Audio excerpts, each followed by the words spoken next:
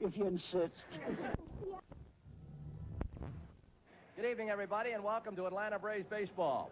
Along with Pete Van Weeren, this is Ernie Johnson speaking to you from the Vet in Philadelphia, where tonight we open a 4-game set against the Philadelphia Phillies. Another night game tomorrow night. Afternoon games on Saturday and Sunday.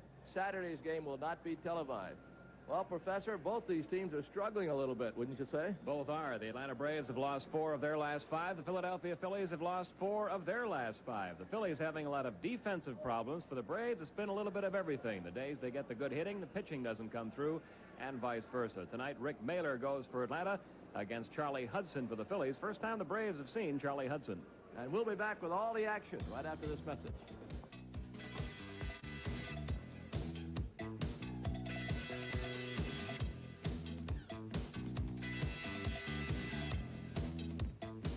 Well, as we're at home plate, the meeting is broken up.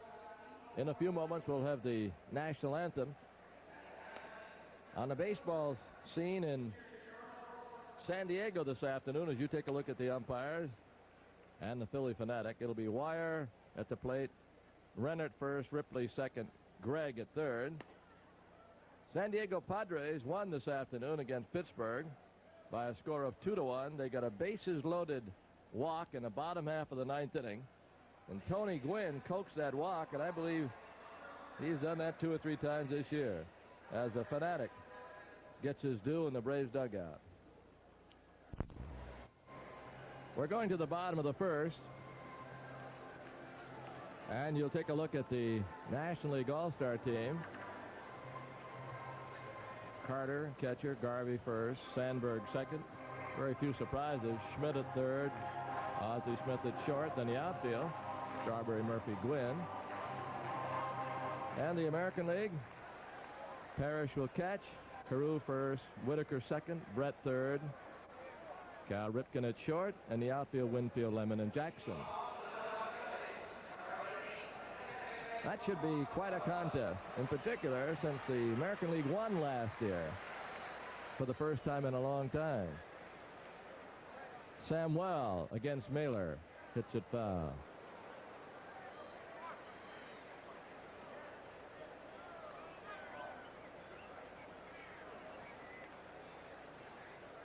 Samuel, one of the leaders in doubles with 17. Young man can run. He has stolen 40 bases, been caught 8 times. Slow curve. He's from the Dominican Republic. The minors one year, he stole 64. Wait till we reveal the stats on stolen bases for the on-deck hitter, Jeff Stone.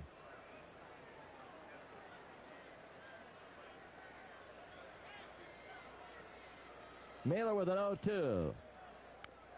Another slow curve, fouled away. Samuel, another of the players from San Pedro de Marcores in the Dominican. That's a town of about 80,000 people, and they have 18 players in the major leagues right now.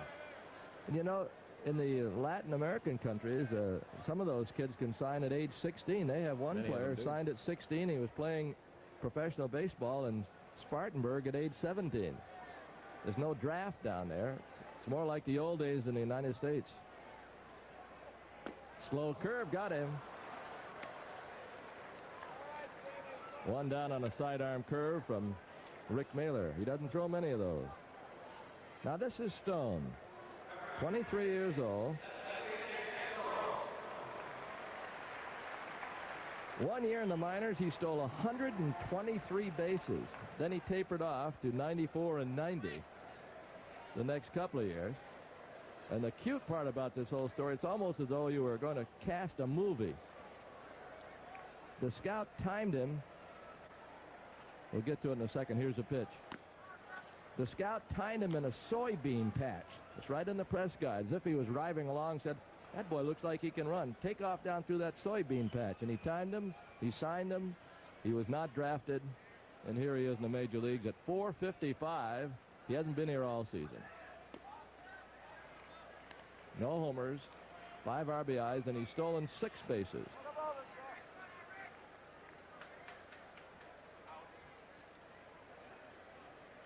Every time you look at the Philly lineup, you realize how many players they've traded away. That's a strike. It's a very different looking ball club from just a couple of years ago. No, they've unloaded.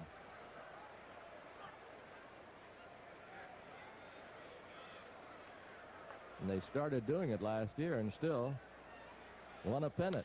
And there's a bouncer to second. That's 2 down. Hubbard throws him out.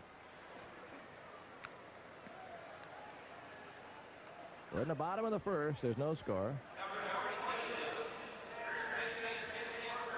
This is Corcoran. Now, he's no kid. He's 31 years old. He's been around. He's been with a couple of organizations. He's hitting 18 of his last 25 games. A fat average of 326.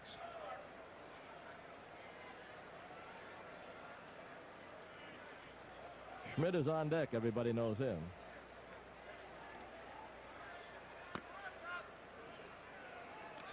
One and oh.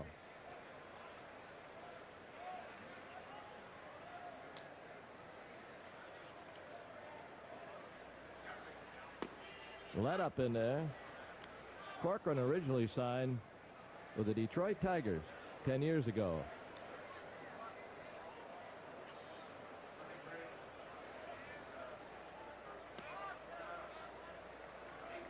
Mailer's got a variety.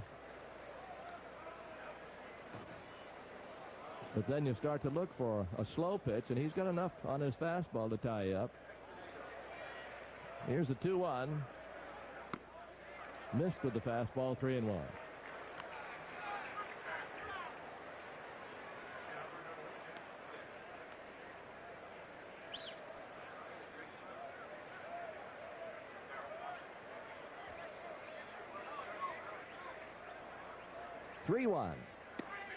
Just nipped the corner. 3-2.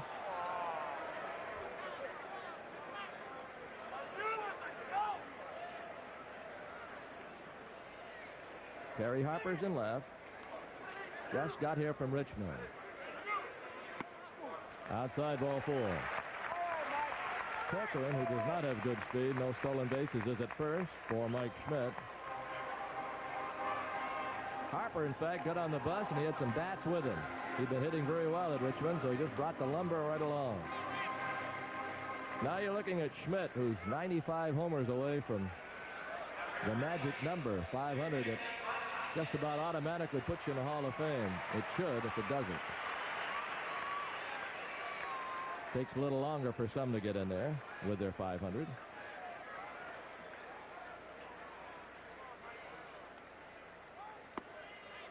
Strike call. Of his 405 homers, he's had 33 against Atlanta.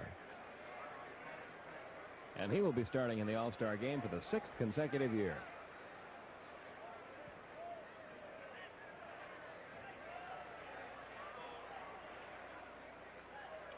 The 0-1, just outside.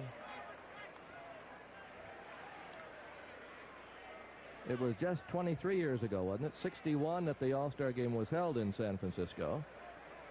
And they've gotten more ink, especially about Stu Miller committing a balk when the wind blew him off the mound. He went into his stretch, the wind blew, and it staggered him. Balk.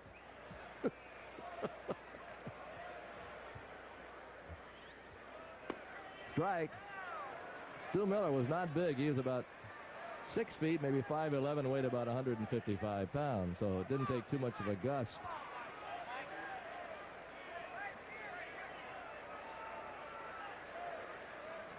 In fact, he's going to be involved in first ball ceremonies at Candlestick this year. Slow curve, looped over third, but it's hooking foul. I believe the honorary captains are going to be Hank Greenberg and Willie McCovey. It's a good choice.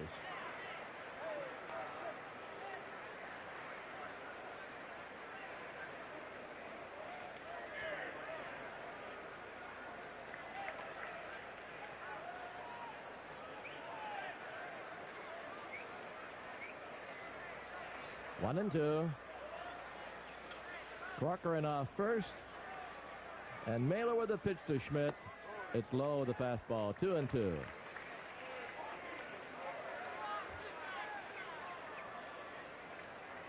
Virgil is on deck.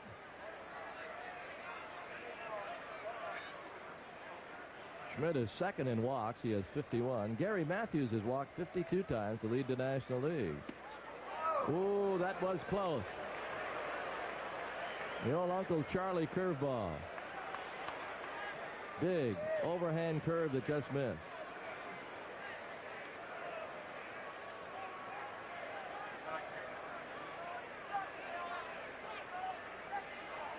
Corcoran will be moving now. 3 balls, 2 strikes, and 2 outs.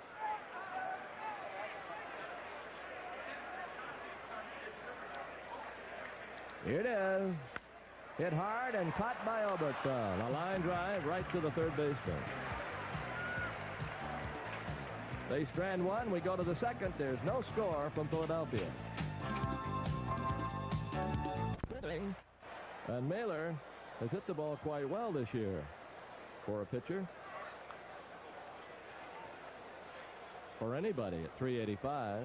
No homers and 2 RBIs. So after 2 outs, Hudson walks 2.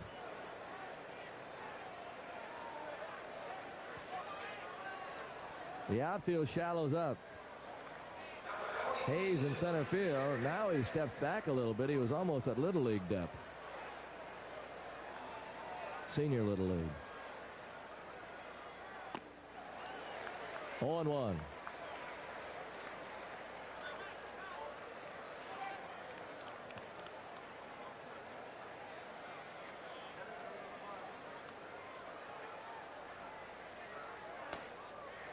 He just missed with the slider.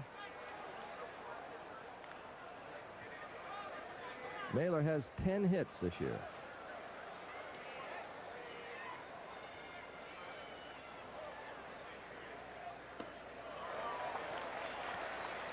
Ten hits is a lifetime for some pitchers in the National League. No. Thinking of Bob Buell. What it all.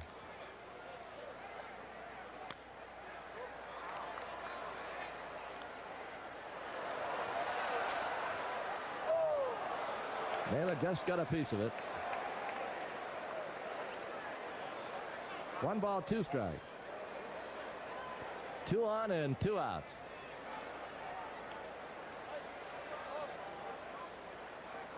It's on the way. Down low.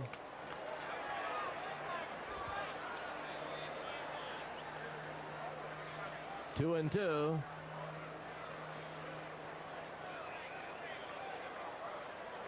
Sign given. The pitch made. Outside 3 and 2.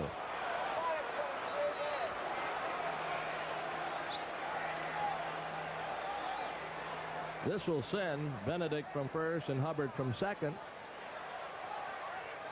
And a 3-2 on the way. Swung on, hit foul.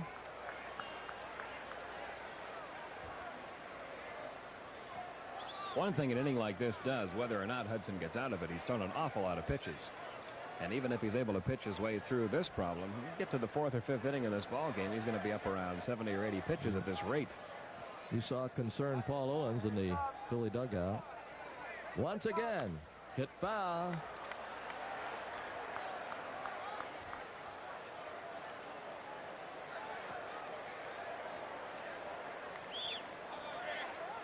Benedict back to first. Hubbard touches second. Mailer waiting on a 3-2. Hudson pitches to him. Fly ball, right center, pretty well hit, but Wilson back, grabs it to out number 3. Mailer gave it a ride, but Wilson caught it. And the Braves strand 2. We go to the bottom of the second. There's no score from the vet. We're going to the bottom of the second. From time to time, we expound on these telecasts, and I'm ready to expound right now. Expound away there. Okay. Early in the season, Gerald Perry threw a rolling block on the second baseman or a shortstop. Doesn't make any difference which. I believe it was a shortstop. An automatic double play was called. Took us out of a big inning. Picked up paper today, and Rick Leach threw a rolling block for the Toronto Blue Jays yesterday in the ball game. He made headlines because the throw from the shortstop or second baseman, whichever, went wild. A big run scored. and he was lauded for throwing the rolling block. Well, obviously in the American League, you can throw a rolling block. You're not supposed to in the National League. They have a designated hitter in the American, none in the National. Pitchers don't seem to stop in the American where they're required to stop in the National. Strike call to Ozzie Virgil. And I'm just wondering what's going to happen if a situation in the World Series where umpires are there from both sides on a rolling block and several other things. It's just very confusing. I've expounded. We've seen it building really ever since the DH was installed in the American League. There have been more and more little things different about each league, and something's going to happen someday in a World Series game. Sure. It's going to cost a team a victory or gain a team a victory just because of the different interpretations. Well, hit the center. Murphy can't make it. It bounces up over the top of the wall. That'll be a double. It went above the yellow line, and Virgil has a ground rule double.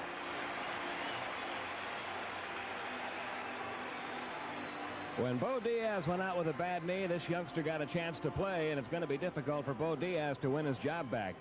Virgil with 14 home runs. That's a ground rule double, his 10th double of the year. He's hitting for average and for power. Now Von Hayes. Hayes to be followed by Wilson. They got Wilson in that trade for Willie Hernandez. Hernandez had been a mainstay in that Tiger bullpen.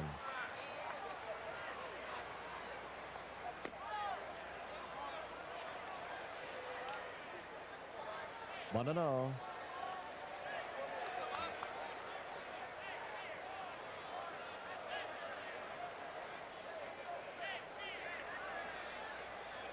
There's nobody out. Mailer misses outside again. 2-0.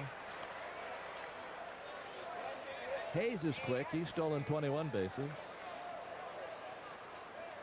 Last year he had 20 for the whole season, although he didn't play as much.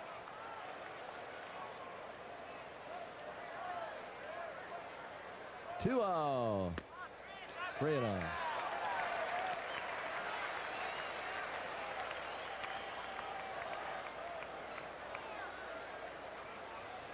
Mailer lifetime 1-2 against Philadelphia.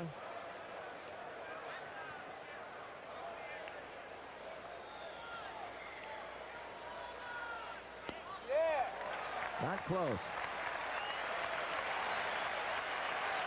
That'll bring on Wilson.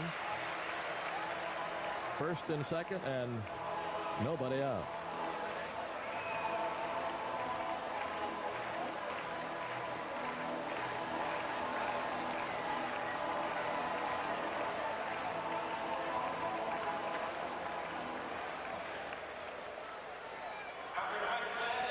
Wilson at 255. 25 RBI. Garcia on deck.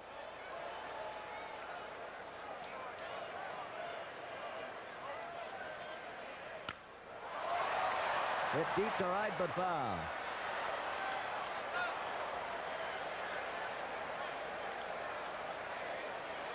There are all kinds of rumors about adding Major League Baseball teams. I don't know how many franchises they would add. One article said 6, but that seems like an awful lot of teams to add. The National League needs a couple to catch up to the American League. That's another difference in the leagues. Yes. 14 teams versus 12, and you can't schedule 14 American League teams to play one another the same number of times. Everyone doesn't play everyone the same number.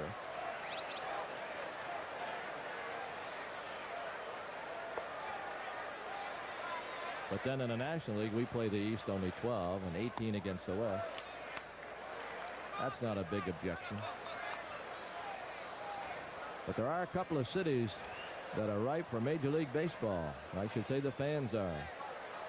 And one area is about 450 to 500 miles south of Atlanta.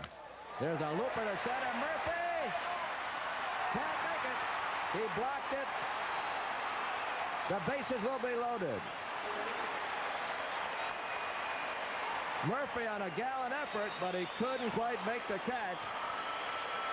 I don't know if it hit his glove or not. We'll take another look. Braves may have gotten a break here as the ball caroms forward off Murphy instead of bouncing past him. He comes running in on this looping line drive, hit his glove just a little bit, and then kicked off his foot forward toward the infield. Had that ball bounced by Murph, at least one, possibly two, and maybe even 3 runs would have scored, as shallow as he was out there in center field. But now, even though the bases are loaded and nobody out, Naylor still has a chance to get out of the inning. Here's Kiko Garcia playing in place of Ron DeJesus. Hudson's on deck. Naylor in a peck of trouble here. Nobody out in the pitch. Strike called, 0-1. Garcia batting .216. He hasn't played that much. No homers, 2 RBIs. Played many years for the Baltimore Orioles. Naylor with a 1-strike delivery. A little bit high.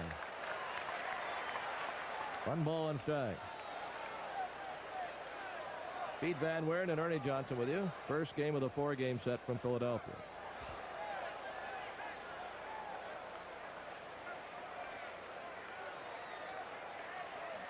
And the pitch. Curve high.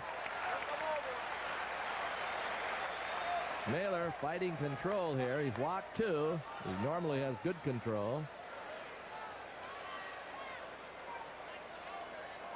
Now Garcia can be a little choosy. 2 balls and a strike. Inside corner. I don't know. Might have gotten a break on it. 2 balls and 2 strikes. Braves bullpen up. Pete Falcone begins to throw.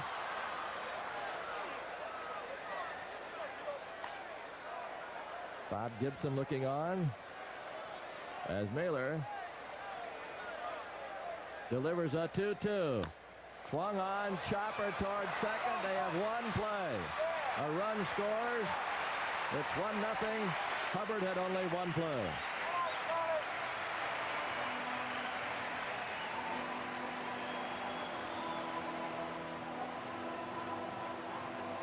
I don't know if you'll see in this picture or not, but Rick Mahler makes a good pitch here, and he visibly just looked disgruntled with himself when that ball got by him out toward second baseman Glenn Hubbard. If that ball had been a little more up the middle, Mahler would have been able to make the play at the plate and get the lead runner. He was unable to get to that ball, though, and the only play Hub had was on to first, and it's 1-0 Phillies. Now Hudson. He's batting .129. He has 3 RBIs. Curve in there. It's always a situation where you want to strike out. This is it for Mahler. He's got the pitcher up there. He'd like to strike him out to keep the runners at second and third with 2 outs. 0-2. He's 2/3 there.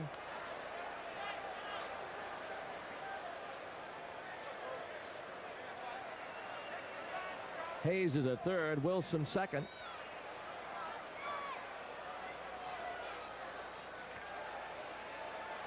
And the 0-2.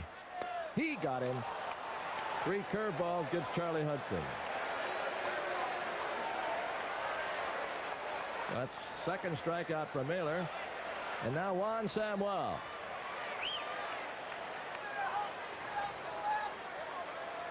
If Mahler can get Samuel and get out of this inning with only 1 run scoring, he's pitched very well. The bases were loaded with nobody out.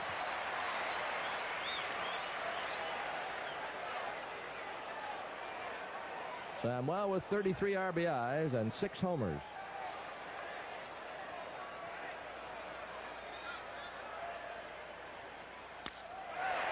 Raffy should throw him out. And he does. And the inning's over. Phillies pick up 1. It could have been a lot worse. We go to the third. 1-0 Philadelphia.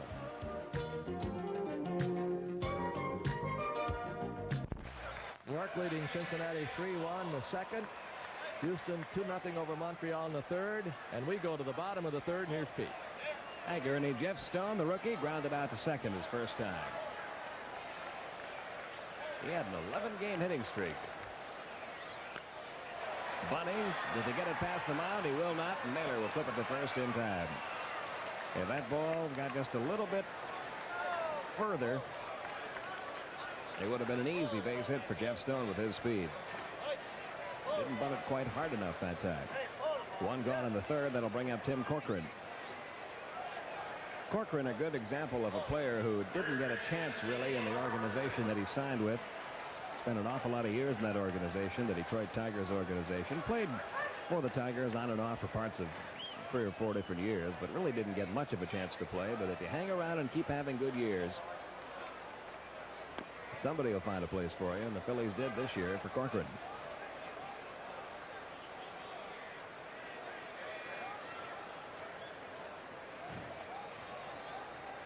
Here's the 1-0 pitch.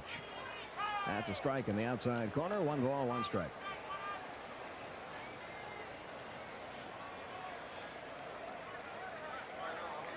Phillies leading at 1-0. Bottom half of the third. Naylor's 1-1 pitch. Missed, making it 2-1.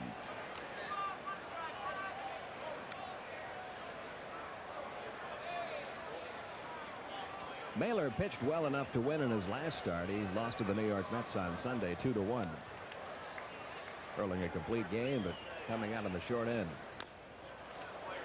That evens the count on Tim Corcoran, 2-2.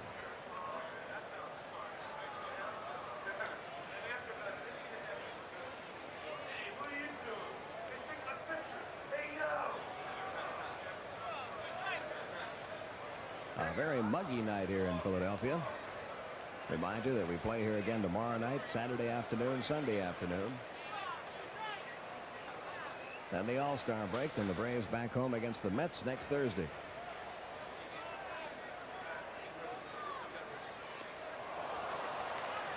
Benedict applies the tag, and Naylor records his 3rd strikeout. 2 gone, bottom of the 3rd. That'll bring up Mike Schmidt, who lined out the 3rd his first time up. The pitcher that is getting the most talk around the National League this year is that newcomer Dwight Gooden of the New York Mets, who ranks number 2 in the league right now in strikeouts. Might be named tomorrow as a pitcher on that National League All-Star team, and I would guess he will pitch in that series in Atlanta, since he'll be starting fresh after a 3-day All-Star break. Braves have not seen him yet, so that'll be something to look forward to. See if the Braves can handle Mr. Gooden.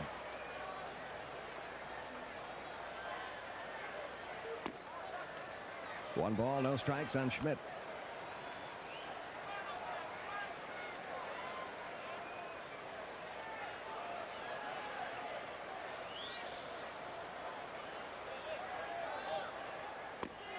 He takes a strike and the count 1-1. Mike now with 405 home runs. That ranks him 20th on the all-time list. The man he'll catch next in 19th place, Duke Snider, with 407. Didn't mean to. Toward 3rd. Oberkfell across to Chambliss. And that is that for the Phillies in the 3rd. A 1-2-3 inning for Rick Naylor. We've completed 3, and our score remains Phillies 1, Braves nothing.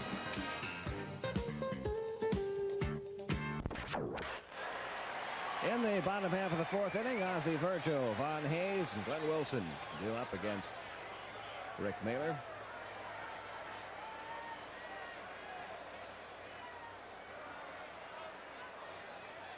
Phillies leading at 1-0. Virgil had a double his first time up and scored the Phillies run. They count 0-1.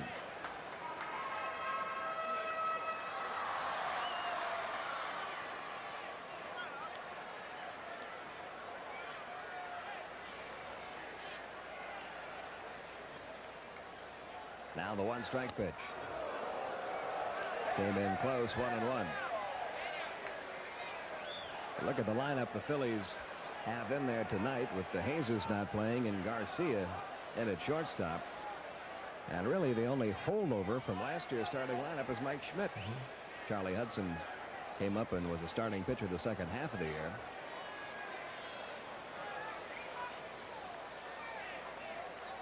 The 1-1 pitch is fouled back. And they were in the World Series. That's amazing. That is.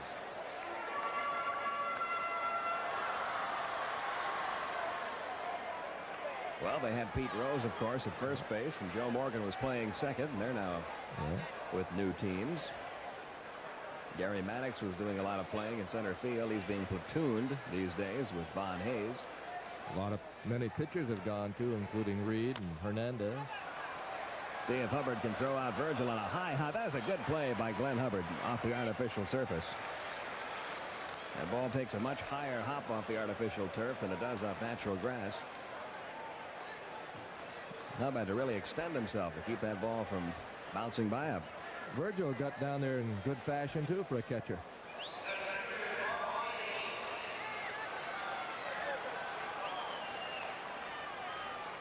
Now the center fielder, Von Hayes, who drew a walk his first time.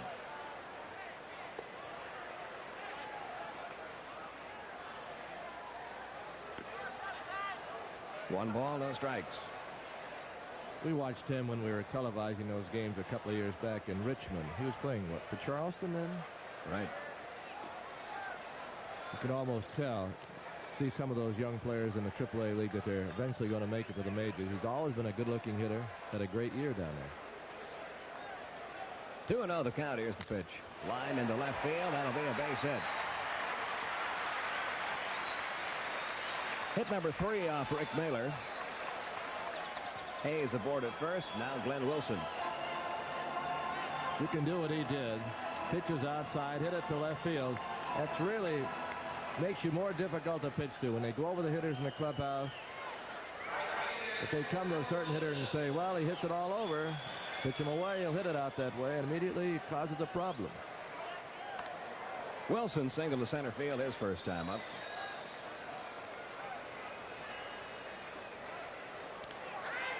Couple of fairly close plays over at first base. Hayes can run. He's got 21 stolen bases. And he's only been caught stealing 4 times.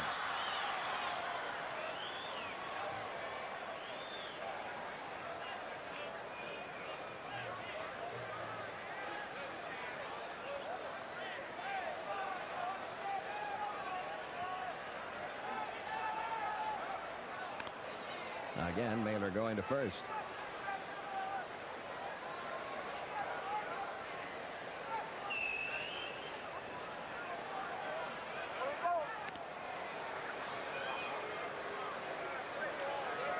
The thing that's amazing about this Philadelphia team is all the changes they've made in their ball club. Not only have they stayed in contention this year, but a lot of the players they've traded away are a key reason why they're trailing the Chicago Cubs right now. It's like there are 2 Philly teams in this National League East. Yeah. Phillies West, that's what they call the Cubs now.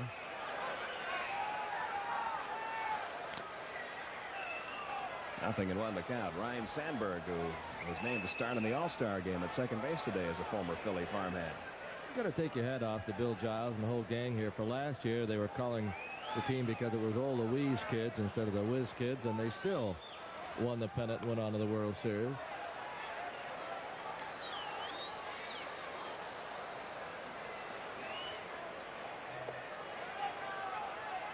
Nothing and 1 the count on Wilson. Mailer has been more occupied with the runner at first, Von Hayes.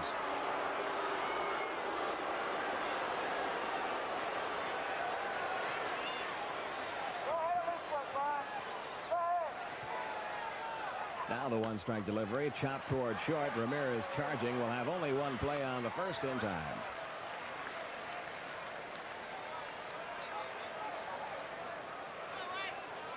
Two men gone now, the runner down at second. And Kiko Garcia will be the batter. He drove in the Phillies' only run when he grounded out to second base in the second inning.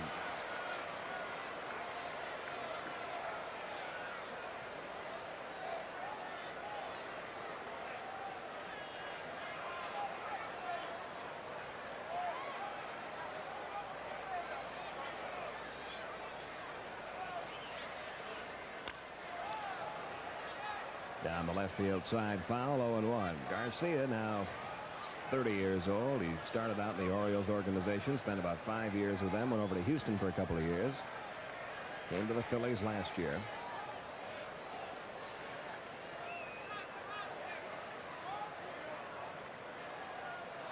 Born in Martinez, California, now makes his off-season home in the San Diego area. One strike pitch did not get the off-speed breaking ball. 0-2, the count on Kiko. Rick doesn't do that often, but he's been effective tonight, dropping down a little sidearm with that slow curve.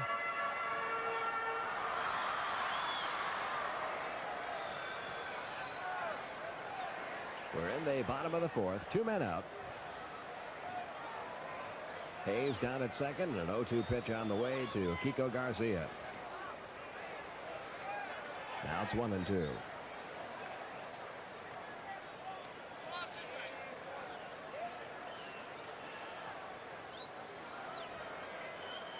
Outfield shaded way over toward right against Garcia.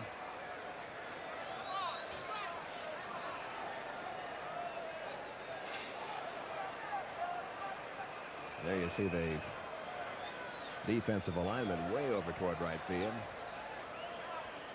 And the 1-2 on the way over the mound. Second baseman Hubbard on to Chambliss to end the inning. So nothing doing for the Phillies in the fourth. No runs, 1 hit. They leave 1. We've completed 4 with our score remaining. Philadelphia 1, Atlanta nothing.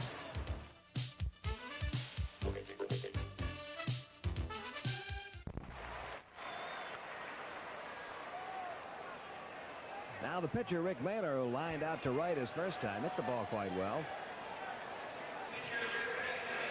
Something he has done all year for the Braves. Now batting .370 for the season.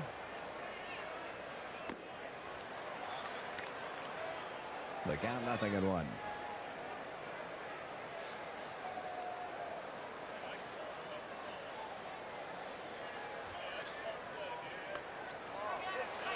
Kind of a half swing at that breaking ball. 0-2 the count. Well, when Charlie Hudson was at the plate, he saw nothing but off-speed breaking balls from Rick Mailer. He is returning the favor here. There's another one. Down the third base side, the pitcher Hudson will field. His throw on to first is in time. 2 down. To the bottom of the fifth in Philadelphia. With the Phils holding a 1-0 lead. They got that run in the second inning. Mailer pitched down to the jam, but the only run we have tonight. No runs, 3 hits for the Braves. A run on 3 hits for Philadelphia, and Rick Mailer will start off the bottom of the fifth with the opposing pitcher, Charles Hudson. Skip Carey, John Sterling now on Braves television on the SuperStar station in this first game of the 4-game series before the All-Star break. Braves, of course, need to win tonight. What with San Diego winning this afternoon, 2-1 over Pittsburgh. Hudson pushes the bunt foul. He struck out in that second inning when Philadelphia scored their run.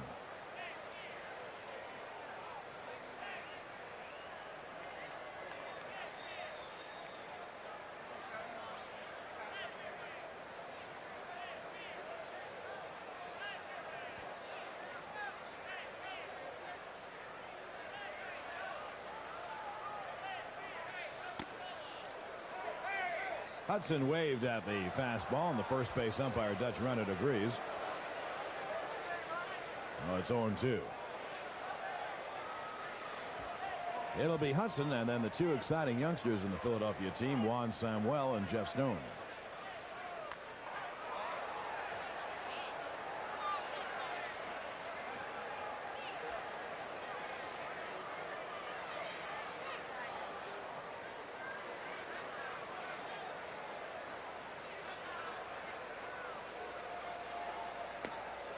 Struck him out on a curveball, and there's one away. That's strikeout number 4 for Mailer tonight. And although it's Thursday, it's a muggy night in Philadelphia.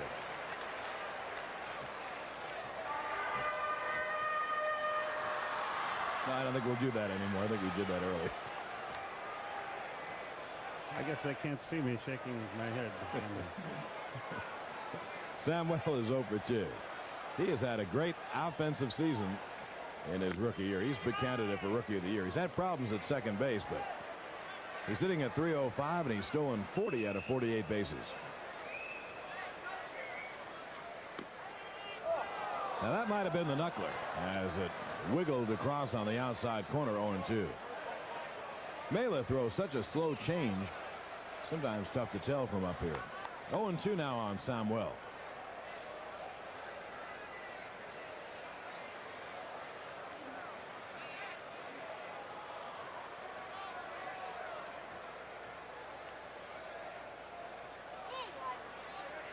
Mailer and Benedict couldn't get together on the pitch.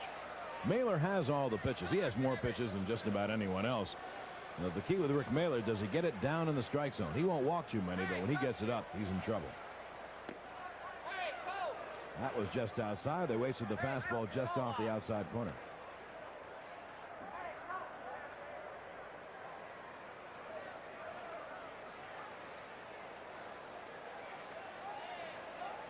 Mailer is 1-2. Oh, there's that change. Agonizing change. He strikes out Samuel, and Mailer now has 5 strikeouts in the game.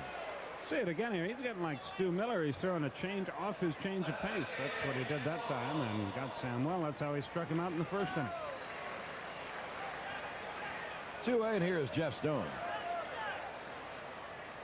And Mailer throws a slider and a fastball and a knuckleball and a very deliberate changeup curve as well as the straight change.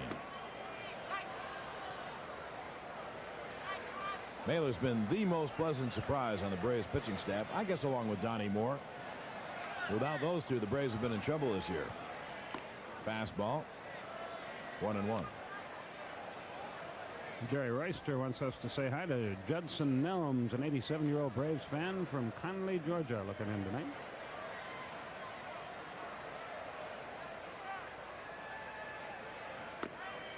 Fastball pumped across, 1-2. You see how Mailer can keep batters off balance. He just has to keep it down the strike zone. He didn't. That's how Philadelphia scored a run. He got a pitch up to Ozzie Virgil, who just clubbed it off the center field wall for a double. That led to the only run.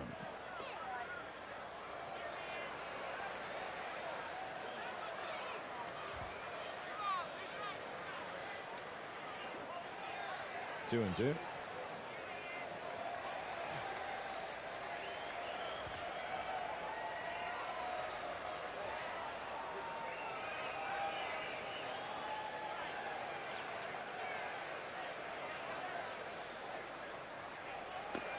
Fastball outside corner. He strikes out the side. 6 strikeouts for Mailer. Nothing across for the Phillies at the end of 5. 1-0 Philadelphia.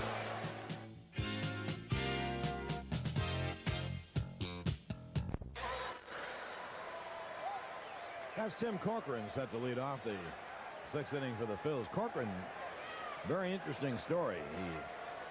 He had, as they say, a couple of cups of coffee in the American League with Detroit and Minnesota. Never made it. Went back to the minor leagues. Was signed by the Phillies as really just a pinch hitter. He grounds this one to second baseman Hubbard. 1 away. And with all the injuries the Phils have had, Corcoran's had some playing time, and he's hitting .322 in a part-time role and won a job here in Philadelphia. 1 away. Here's Mike Schmidt. Rick Mailer has pitched very well. He had trouble in the 2nd inning. He kind of grooved one, a high change to Virgil, who doubled. Later, the bases were filled on a walk and a single, and then Mailer pitched out of it, giving up 1 run. That's the only run of the game.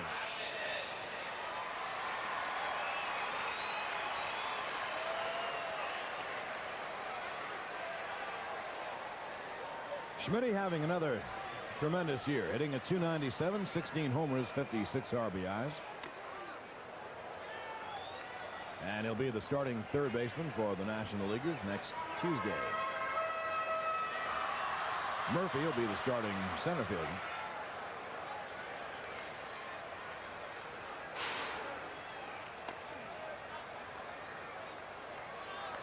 .2-0 now on Mike Schmidt with Ozzie Virgil on deck. Phillies lead at 1-0. No runs, 4 hits for the Braves, a run, 3 hits for the Phils.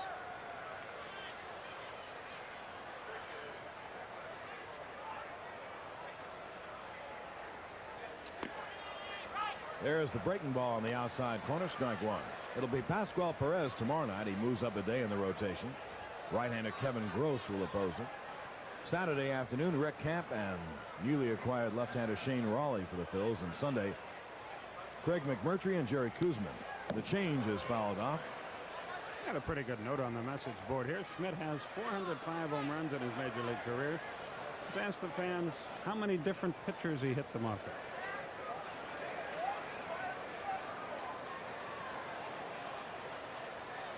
You in College Park, you were wrong. In Chamblee, you were close.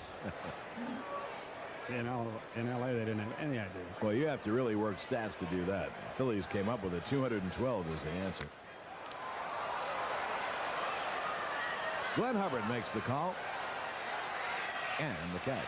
By the way, of the home runs Schmidt has hit, how many were they? 405. 405. 33 have been against the Braves.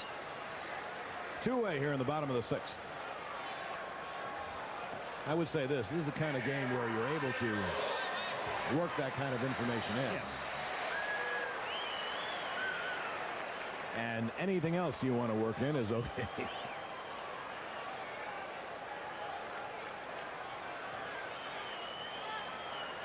Bo Diaz got hurt at the beginning of May, and Ozzie Virgil stepped in, and I don't know if Diaz will get his job back. Virgil's had a phenomenal year to this point in his first starting job. The slow curve in for a strike. 14 homers, 39 RBIs. Really playing as a regular since May, so it's been 2 months. He doubled and scored the only run in the second inning.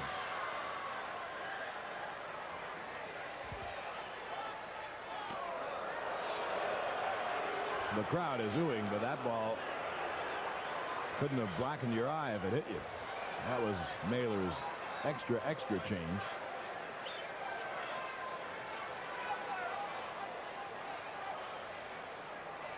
Now the count 1-1 at Virgil.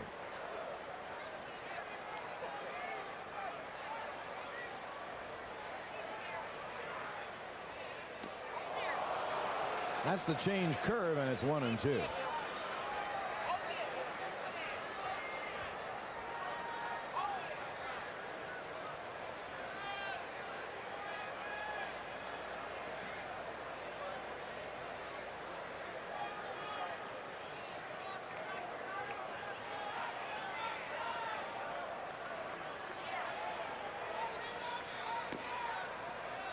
He does it again, but way off the plate. So now the count 2-2. Now if you're Virgil, you're wondering, what am I going to see now? I've seen a straight change and a couple of really slow change curves.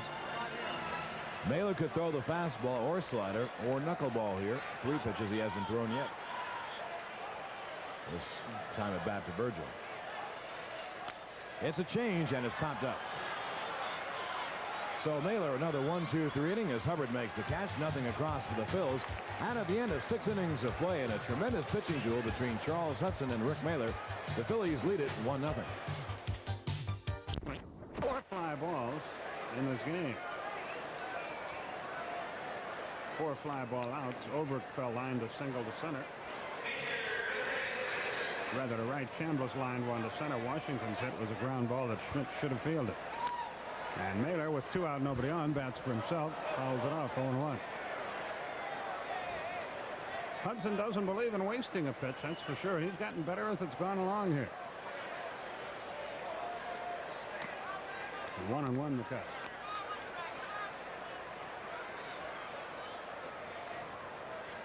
Fastball Perez and Kevin Gross, the pitchers tomorrow. Right back where it came from, that bounced off the pitcher. Virgil picks it up and throws him out. It's a 1-2-3, but let's see if Hudson's all right. He's limping as he comes off the field. What a play by Ozzie Virgil. 1, 2, 3, and out. We go to the bottom half of the 7th inning, and you'll see it again as we go on. Looked like it got him off the hip. Virgil makes a dandy play. Go to the bottom of the 7th. It's 1-0. We go to the bottom half of the 7th inning. Von Hayes will lead it off against Mailer, and he taps it foul back 0-1. Activity continues in the Philadelphia bullpen. We won't know until the bottom half of the 7th concludes whether Hudson is able to continue in this game. He was limping as he came off the field after being tagged by that line drive.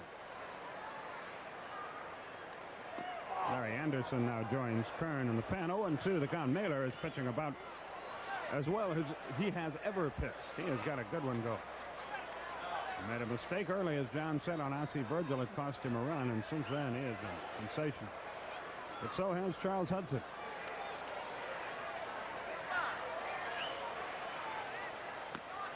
Now that one acted like a screwball. It moved away from the left-hand hitter, but too far outside. Hayes has walked, and he has singled, so he's been perfect against Rick tonight. Missed again with that off-speed pitch.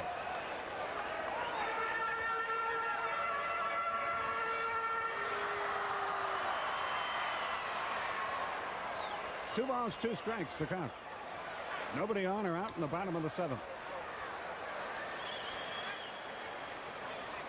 The left-hand hitter waits.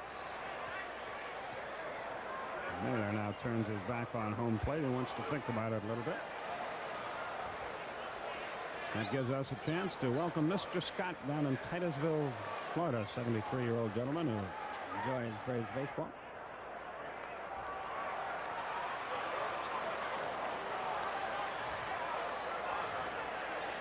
A little psychological war going on between Hayes and Naylor.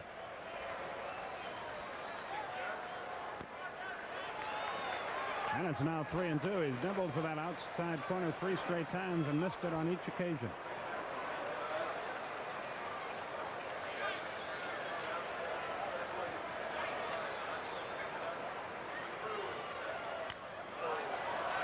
Count stays the same.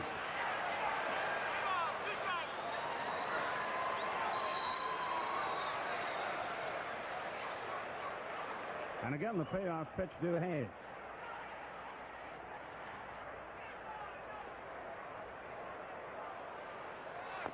Strike 3 call. Slider at the knees, inside corner. Hayes is out of there, and I think he knew it. I think he's angry at himself, not at Lee Wire.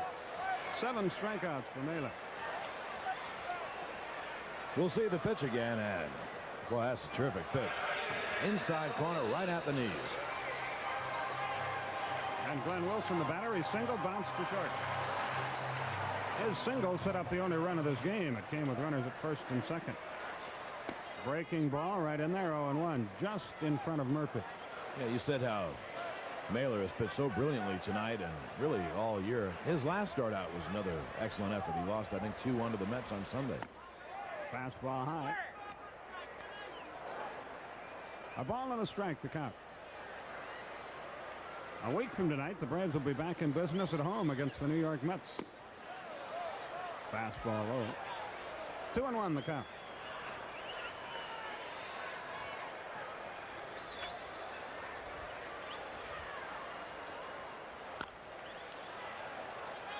Hit that ball twice, I think.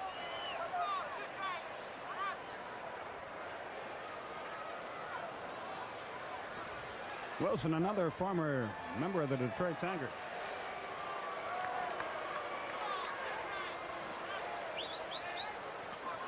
Kiko Garcia waits to hit next.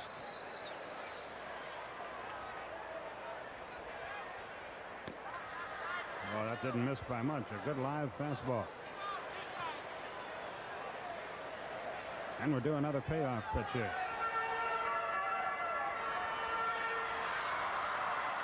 The right-hand hitter waits. He's aboard.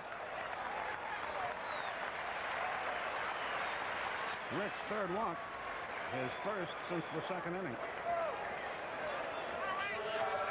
Here's Kiko Garcia. He looks down at his third base coach, Dave Bristol. Dave goes through the signs to see.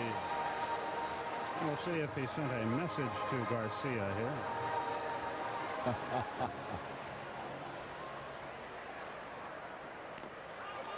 That one tagged Benedict a little bit. 0-1 the count.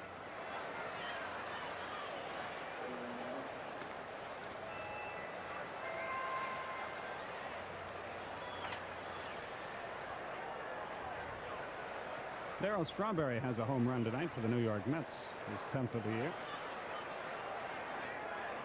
And I don't know if they got the information over here. It certainly comes as no surprise, but Phil Niekro has been picked, as he certainly should have been, to the American League All-Star team. Pitch out, nothing happening.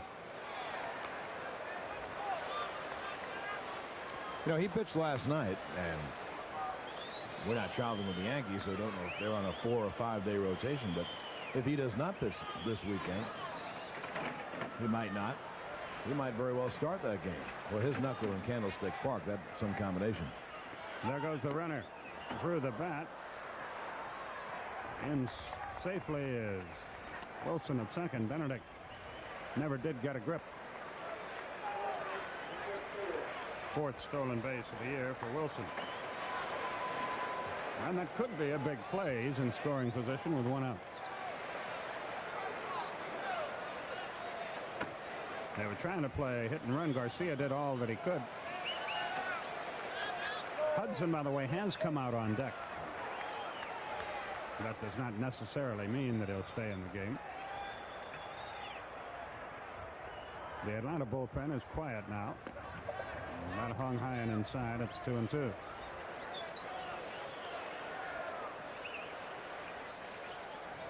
Garcia has driven in the run with a little roller to second in the second. Bounced to second again in the 4th. And hits that one right off the end of the bat. Stays 2-2. We'll televise for you again tomorrow night. A half hour later, it will be an 8:05 telecast. It's an NBC game on Saturday, so we are prohibited from bringing it to you, and we'll have it for you again on Sunday afternoon.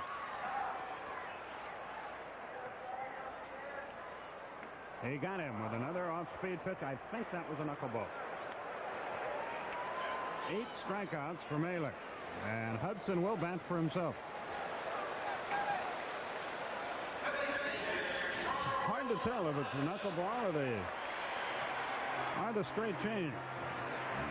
Whatever it is, it's working. And he mixes the two with great effect. Here's Hudson, who has struck out twice.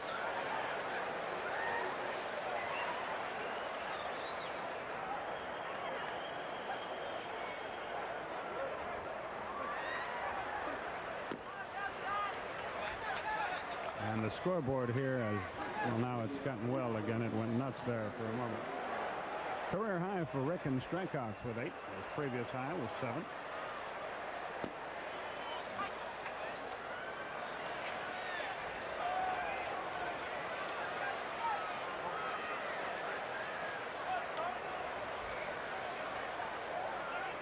Is it raining here? A little bit inside 2-1. We've either had a bomb scare or it started to rain, because 20,000 people have just gotten up and started walking out, headed for shelter.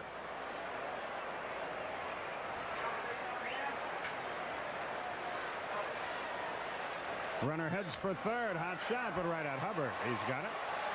And the inning is over. Nothing doing in the 7th for Philadelphia. No hits, no runs, no errors, a runner left. The end of 7 complete. It's starting to come down pretty good here. But they haven't decided to halt play yet. At the end of 7. Again, everyone, Skip Carey back with you from Veterans Stadium, where the old weather prognosticators struck again. I said it wouldn't last long. It has lasted. It has gotten much harder. Not raining as hard as it was moments ago right now, but we're going to have a lengthy delay for sure. They have to wait 45 minutes before they call the game, and this is the last trip in. They'll wait a good deal longer than that. And hopefully the rain will give us a break and we'll get back to baseball. When and if we do, it will be the top of the 8th inning. And the top of the order will be at the plate for Atlanta. It will be Rafael Ramirez, Ken Oberkfell, and Claudell Washington. The first 3 against Charles Hudson or whoever the Phillies would choose to use in his stead. Philadelphia leads the game 1-0 after 7, and we send it back to WTBS for this week in baseball. Well, we're in the midst of a summer shower. And I think it probably should end Friday, I think, or Saturday. Thunder and lightning above, and it is raining now, as I guess you can see if you're seeing what I'm seeing on the monitor, about as hard as you want. Phillies lead 1-0 at the end of 7 innings. They have waited now about an hour and 5 minutes, and they'll wait a long time with both teams in a pennant race and the Braves' final trip in. It is absolutely pouring, and you can hear the thunder above. There has been a lot of lightning. And the forecast doesn't get any better tomorrow, so we're told. So that's where we are in Philadelphia at the present time. We'll be sending you back to the Superstation for another feature. And this time it's going to be Johnny Bench and the baseball bunch. And if the rain stops, we'll have the 8th and 9th innings for you from Philadelphia. No runs, 4 hits, no errors for Atlanta. Rick Mailer, the losing pitcher. He is now 6-4 for the year, and Charlie Hudson, who pitched very well, you got to give him credit, is the winner. He is now 8-6, and so the Braves go to 5 games behind the San Diego Padres in the National League West. The Dodgers game is still underway. Don't forget tomorrow night's game, weather permitting, and by the way, the weather is not good. The forecast is not good for tomorrow.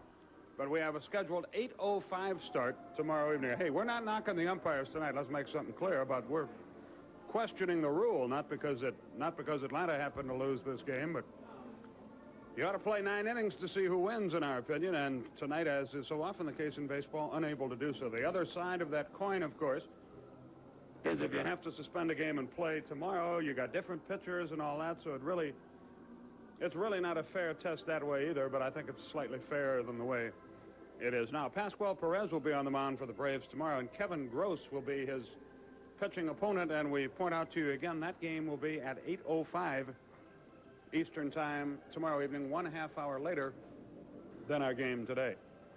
So I guess that's the story, unless I hear anything. Hi again, everyone. Skip Carey, John Sterling, welcoming you to another night of Atlanta Braves baseball from Atlanta Fulton County Stadium.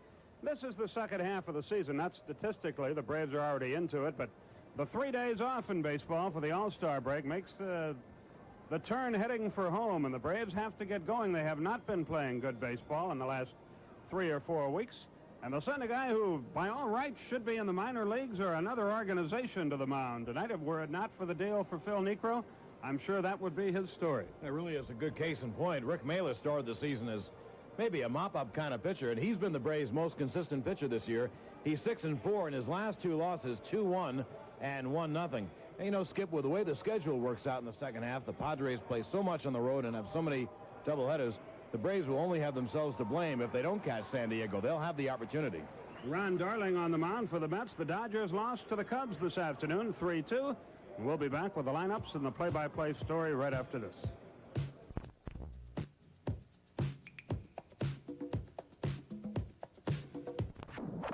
Well, you hear the reaction of the fans as they give the Braves a big ovation as Atlanta trots on the field. Here's the lineup for the team they'll oppose, the New York Mets. Wally Backman leads off at second base. Mookie Wilson in center field. Keith Hernandez at first base. Darryl Strawberry is in right field hitting 4th. George Foster hitting 5th in left field. Hubie Brooks at third base batting 6th. The rookie catcher Mike Fitzgerald batting 7th. Then Ron Gardenhire hitting 8th. He's going to be the shortstop now. Jose Oquendo was sent down during the break to Tidewater. And pitching Ron Darling, who's having a great season. He's 10-3, an ERA of 3.34, and he's 2-0 against the Atlanta Braves this year. And for Atlanta, Claudell Washington leads off in right field. Rafael Ramirez at shortstop. Gerald Perry is tonight's left fielder, hitting 3rd. Dale Murphy batting 4th in center. Then Chris Chambliss at first. Ken Oberkfell batting 6th at third base. Glenn Hubbard hit 7th at second base. Bruce Benedict behind the plate. He normally catches Mailer and will tonight. Rick Mailer much better than his 6-4 record, an ERA of 2.25. 2-3 against the Mets lifetime. In his last 2 games, Mailer has lost 2-1 and then 1-0. Now the umpires. Fred Brocklander behind home plate as you look at, well, first Chief Nakahoma, now you look at Davey Johnson, manager of the Mets. Fred Brocklander at first, Billy Williams at first base, Brocklander behind the plate, Dick Stello at second, and around at third base, John McSherry. So the nominal second half of the year begins. And what the Braves have to do, and I know it's being oversimplified, is simply win their ball games, because the Padres, with their schedule and the doubleheaders and all, will lose enough games. It's up to the Braves whether they win their share, and they have to play better in the second half than they did in the first. And we'll find out in the second half if they do. All set to begin. Wally Backman against Rick Mailer, and with the play-by-play, once again, here is Skip Carey. Okay, John, thank you very much. Backman hitting at 285, and he corks that to left field. Gerald Perry on his horse, can't get there. It bounces off the wall, and it will be a double.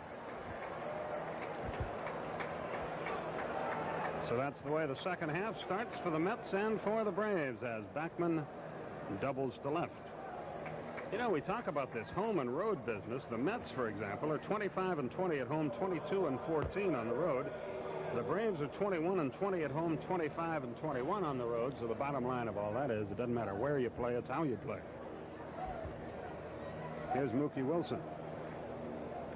Backman with his 11th double of the year.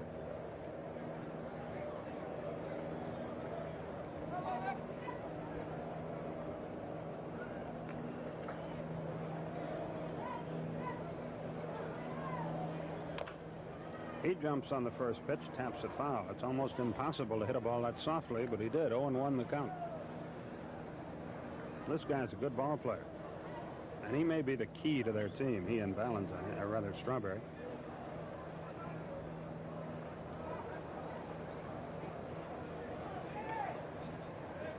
If Strawberry has the kind of second half he did as a rookie a year ago, they might be in business. That's a foul ball.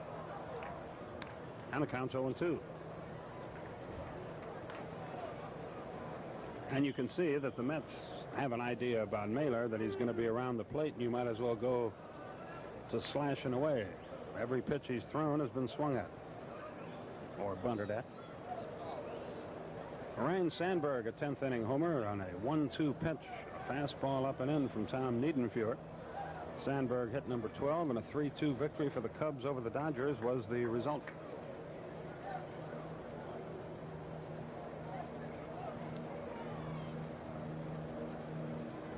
There's that off-speed curveball, and Mookie Wilson says goodbye.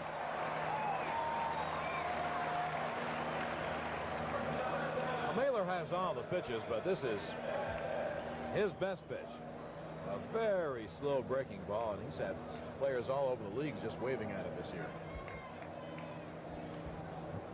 And he throws it at such a slow speed that even if you're looking for it, you'll be out in front on it.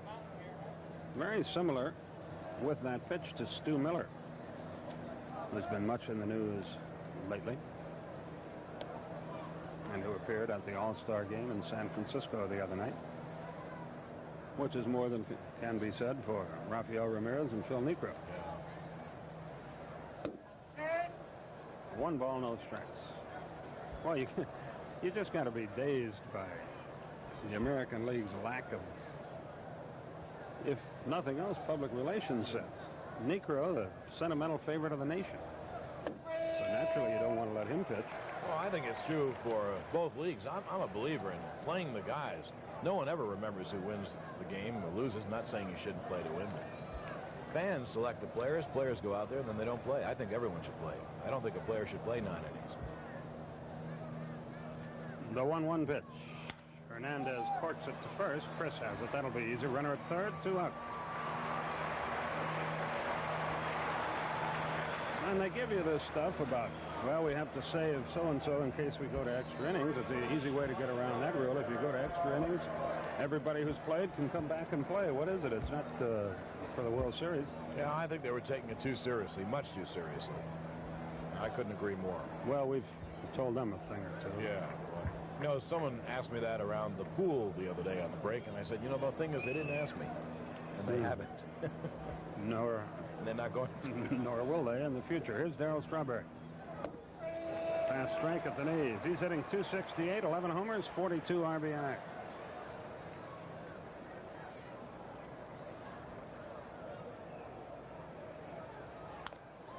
Off-speed pitch, either the knuckler or the slow curve, and he's in the hole. 0-2. Might see a knuckleball here. Runner at third, 2 out. The Mets have won 5 of the 8 games between the teams. Here's your pitch. I think it was the knuckleball. Bounced foul past first. Count stays the same.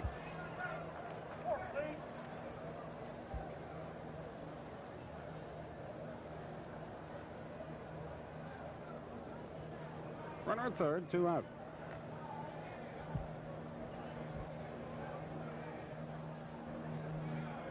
Mailer delivered. Missed low and away with the fastball. 1-2 the count. Thomas Lapsley Smith, our director tonight.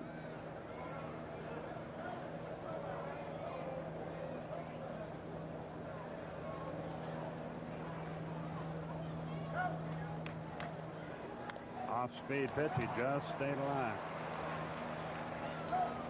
1-2 the count.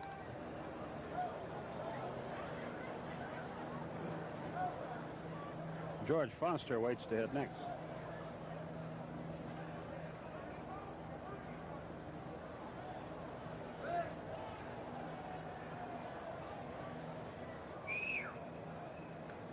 The 1-2 to Strawberry. Fast strike at the knee. He threw in that junk and then blazed a fastball by him. Darrell knew it, and the inning is over. Mailer records his second strikeout. 1 hit, no runs, no errors, 1 left. We go to the bottom half of the first. New York nothing. Atlanta comes to bat. Foster, Brooks, and Fitzgerald here in the second inning for the Mets. George is hitting .230, but he has 12 homers, and the curve is outside. That's George Foster, Hubie Brooks, and Mike Fitzgerald.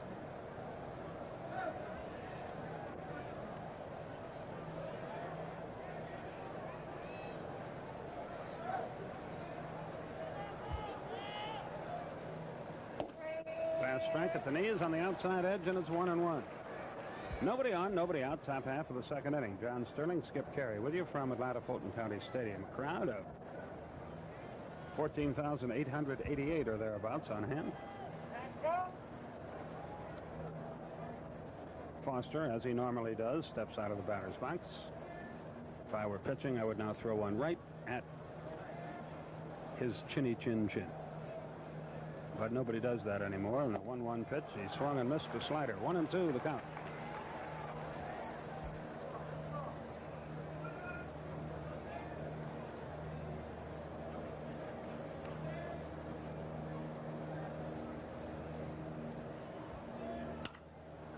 Rafi glides to his left. And there's the first out of the second inning. Foster is retired. Hubie Brooks, the batter. He had a great first half, hitting .304. 10 homers, 33 RBI.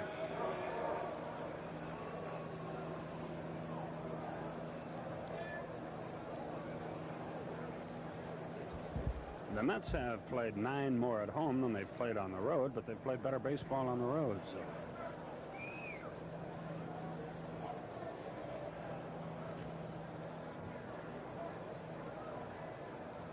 They get any hitting from their catching and any kind of consistent play from someone at shortstop, they've got a heck of a chance in the Eastern Division. Now Brooks steps out of the box.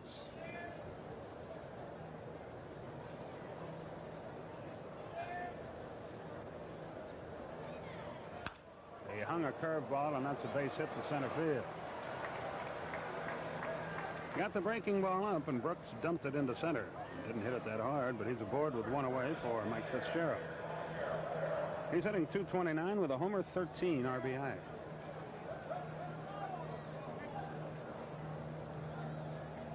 Jose Oquendo, the fine young shortstop of the Mets, back to Tidewater. He just didn't hit at all for the New York team.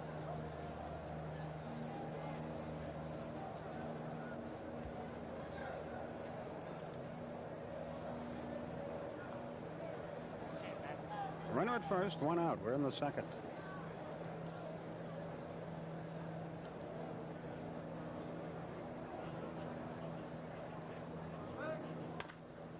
That should be a double play. 1, 4, 3, and out.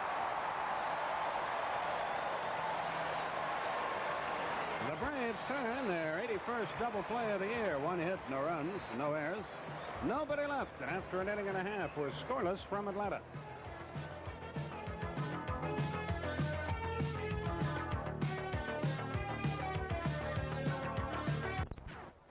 Rick Mailer has been staked to a 2-0 lead. There you see the breakdown of remaining home and road. It looks like that favors Atlanta, but remember, we have played better on the road, at least to this point in the season. Gardenhire hitting .237.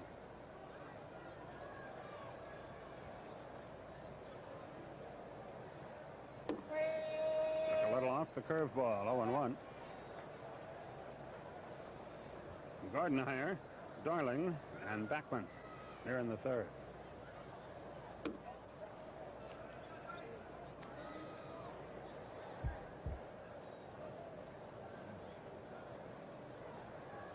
A ball and a strike, the count.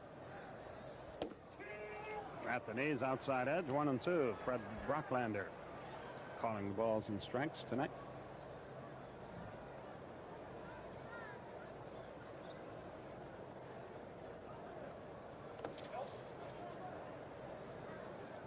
Two and two, the count. Can you believe the Atlanta Falcons, and not just the Falcons, all the NFL teams started training today? No, and I thought about it when I ran around the property today. Sun was merciless, and in football gear, my goodness. And that'll be every day now for about a month. Ooh. Just missed with a breaking ball high, 3-2. See, the NBA season ended last week, and now we got football already, huh? And the USFL does end this weekend, so now the two seasons have dovetailed. Great play. Can he throw him out? Yes. Super play. Ramirez one down. That had base hit written all over it, but Rafi said no. And for those who wonder why we build up Ramirez, look at the range of Ramirez. Gardenhire is running, and he's got at least average speed, if not better. And then the good arm. That's a heck of a play by a shortstop. We got him by a full step. Here's Darling hitting 111.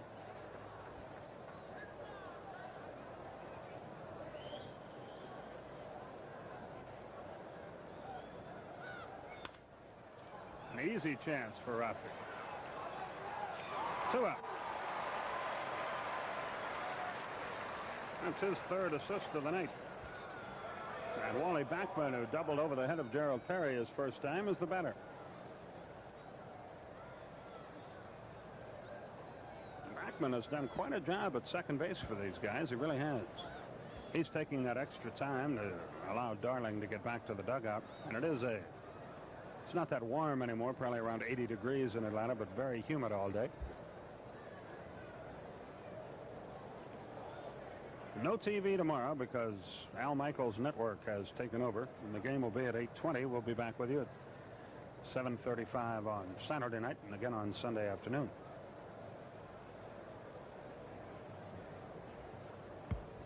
And then we go north of the border.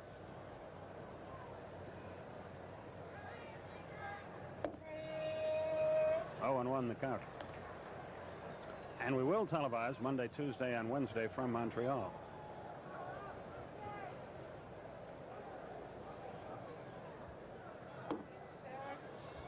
Just missed inside. 1-1 the count.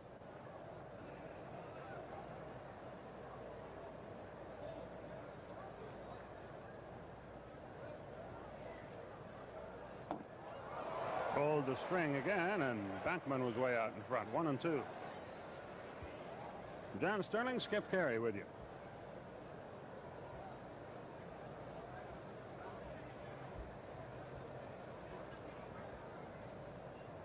It's 2-0 Atlanta. He's going to get himself a base hit in front of Washington. He was way off stride on that pitch, but he kept his hands back and thus was able to serve it into right field for a base hit.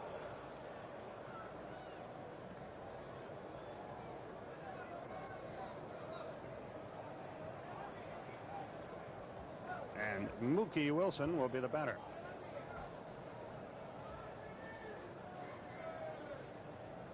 Mookie is named Mookie. Well, I better look it up and make sure I get this right. Something to do with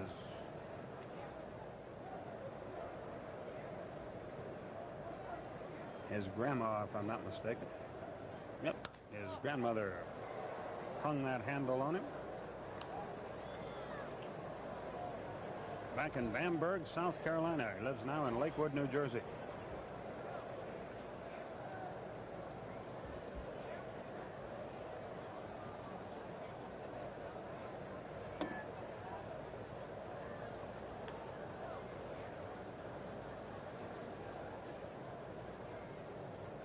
His name is William Hayward Wilson.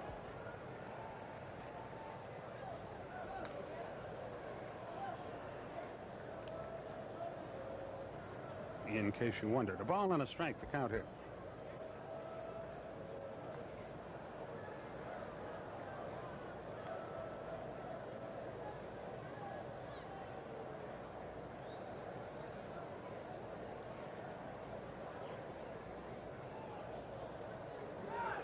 Runner going. He'll be in there. He stole it off Mailer. He got a terrific jump. The throw was high, but even a good one I don't think would have had him. And Backman in scoring position with 2 out, 2-1 on Wilson. Backman continues to make points with Davy Johnson with his good play.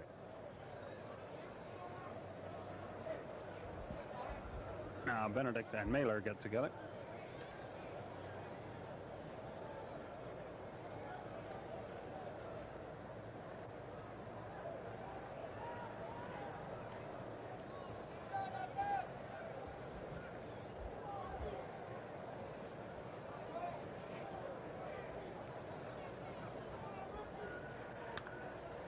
Pop foul back toward the radio booth, but falls short of the mark.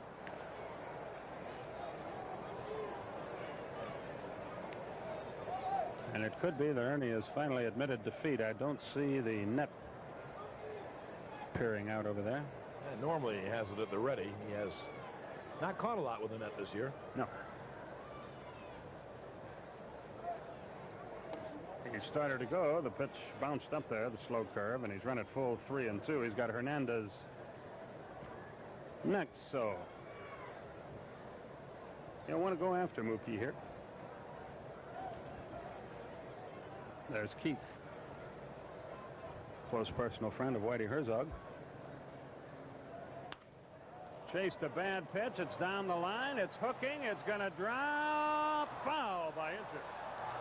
Great try by Perry. He missed it. He's not sure it's a foul ball. Now he gets some help from the bat boy and perhaps from the Mets bullpen out there. Gerald made a good try on that ball, but just missed the double. Did Wilson. Well, the Braves got very lucky. Perry touches the ball apparently in foul territory. Wow. I mean, that was close. That was close both ways, Skip. That ball might have hit the line. It kicked up chalk. Wow. He had no chance to catch that. You know, Rick Mailer lost a game in New York a couple of weeks ago, 2-1, when again he, now, boy, that looks like it hit the line to me. Ooh. No argument from Bobby Valentine, who was right there, the third base coach.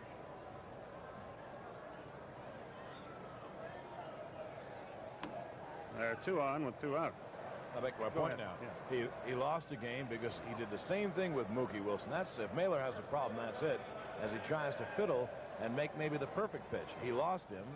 Then he lost Hernandez, which you can see, and Strawberry hit a bleeder through the left side for the only 2 runs of the game. Well, the tying runs are aboard here with 2 out. Joe Torre looks on, and Keith Hernandez, who bounced to first on his first trip, stands in there.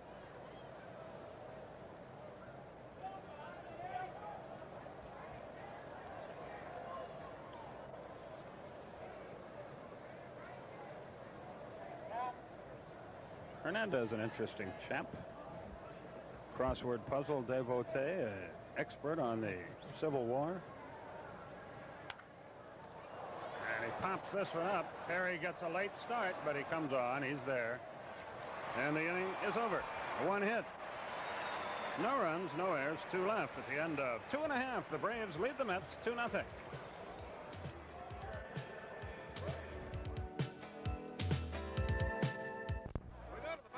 Of the 3rd inning. Well, we must play better in the 2nd half this year than we have in each of the last 2 to win the West.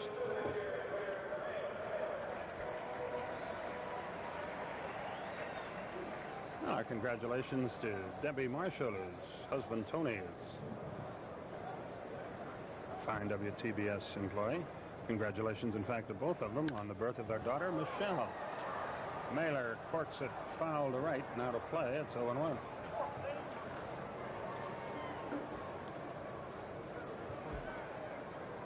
£7 pounds 9 ounces. And it happened during the All-Star break. 0-1 the count to Mailer.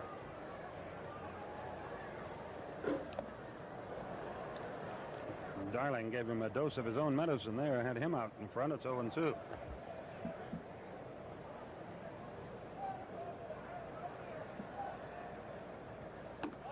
Tried it again, but it's a little high. A ball and 2 strikes.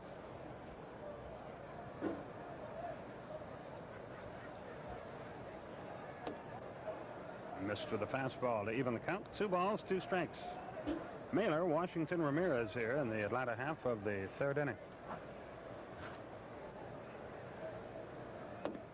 Threw the fastball by him. Strikeout number 3 for Ron Darling.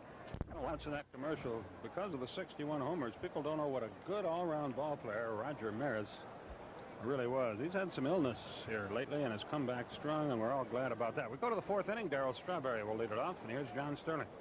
Thank you, Skip. Once again, good evening, everyone. And Strawberry took one of the Mailer specialties for a strike. He struck out the first time up after fouling off a lot of slow pitches. Mailer buzzed a fastball by him. That'll be popped up into shallow left, and Ramirez will make the call, and the catch went away. Well, you mentioned about Roger Maris. The reason he played right field instead of left field, he had a great right fielder's arm. He ran the bases well. He's a terrific player. That was a steal. In fact, there's an article in Sports Illustrated. That's what it is. In the new Sports Illustrated of the many years that Cleveland has had their problems. They haven't been in a pennant race since '59. Isn't that amazing? 25 years not in a pennant race. I mean, no wonder the fans don't come out. Anyway, he was one of the many great players Cleveland gave up on in the 50s. There's one sitting out at first base here, too, Chris Chambliss. Yeah. Not in the 50s, but... Yes. No, but over the years, Foster chases a curve. Mailer has his stuff going again tonight. By the way, you'll be happy to know that that commercial that we're talking about wasn't seen on the satellite, so we got people all over the country confused, but it's a commercial that featured Roger Maris, right, folks, and that's how we got into it. They don't tell us anything here till after the fact. It's sort of a continual struggle. Oh, the Mailer specialty. The slow curve, 1 and 2. In fact, not telling us that is the department that Richard Croker heads. It's the lack of information department. It's a new thing we're trying out. Communications Gap City. Curveball bends low. 2 and 2. 1 out on the Strawberry pop-up. Then Foster, and then Hubie Brooks. He's writing another note. Not Foster. Another slow curve fouled on. We can't even repeat what's in this note.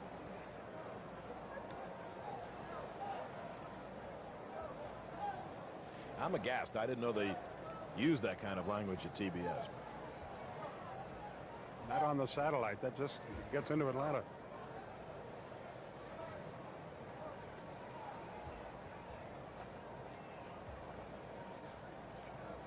Braves lead at 2-0. We're in the top of the 4th. It'll be a 2-2 pitch coming up to George Foster. And the count goes full 3 and 2 as the curveball again too low. Well, we're in mid-season form. 3 days off in 3 innings. We'll already be called to a meeting tomorrow that neither one of us will bother to attend. True.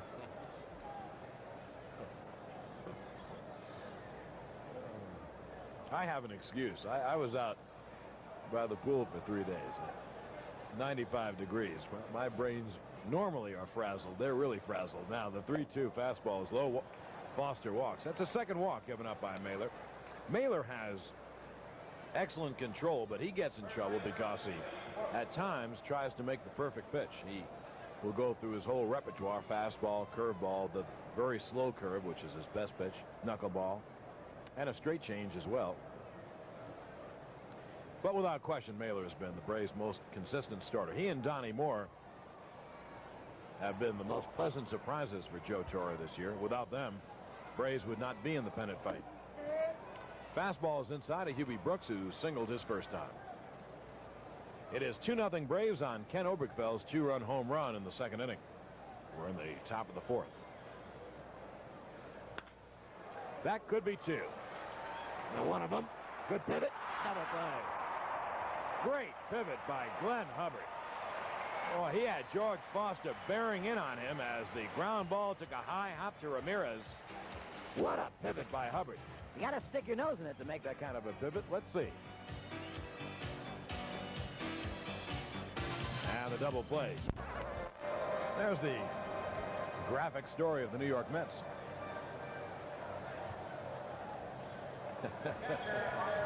We're silly tonight, and we admit it. We've had 3 days off. We've had our brains cooked for 3 days, and we'll get back to work. The Mets under Davey Johnson having a tremendous year, and they're in the fight with the Cubs. You know, at the beginning of the year, everyone said, well, they'll cool off. I don't think they're going to cool off. I think the Cubs and Mets will be in the fight along with the Phils. Cardinals next bowl is going to have to play much better to get into it. This is catcher Mike Fitzgerald who leads off the fifth. It's 3-0 Braves. Ken Oberkfeld's 2-run home run and sac fly. That is a base hit to right field for Fitzgerald.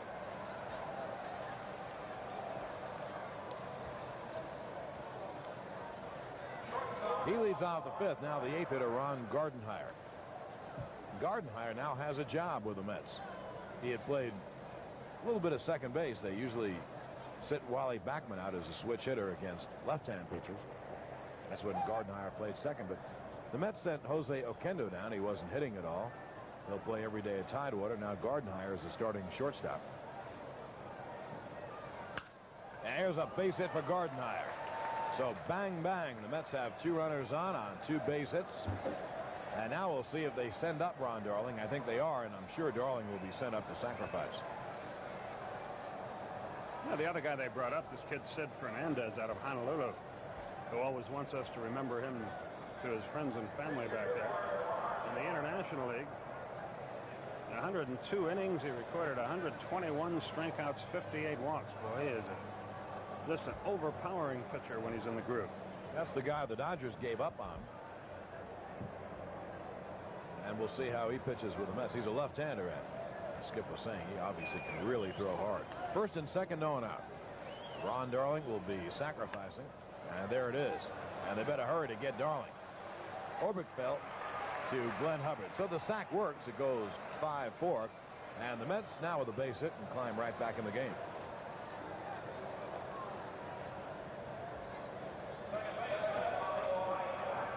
Saw Gardenhire for a moment talking to Ramirez down there. He's probably saying, how could you make that play on me a couple innings ago? Gene Garber warming up now in the Braves bullpen. Braves lead at 3-0. We're in the top of the fifth. 1 out. Runners on second and third. Fitzgerald on third and Gardenhire at second.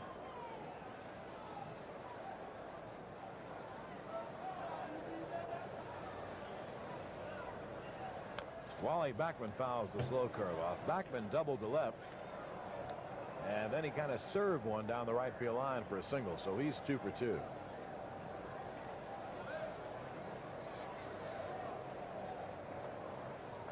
The Braves will play the infield back. Oberkfeld will play on the cutout portion of third. There you see the runner at third base, Mike Fitzgerald. And at second, that's Gardenhire. Backman can bunt. Speedy little guy, and he makes contact. 1-1. So if Backman hits a ground ball anywhere but at Oberkfeld, the Braves will go for the out and not bother to hold the runner at third.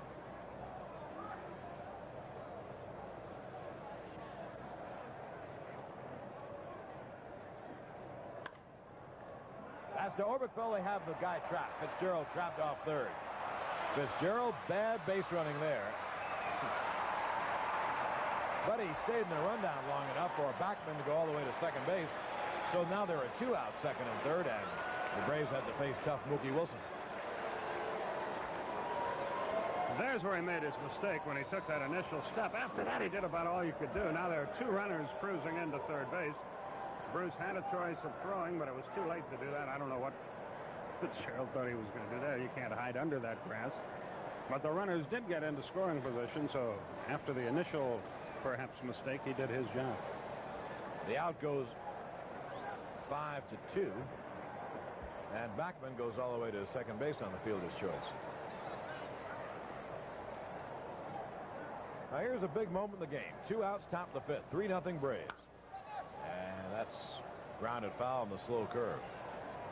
The key to that slow junk that made it. The ball down. He keeps the pitch.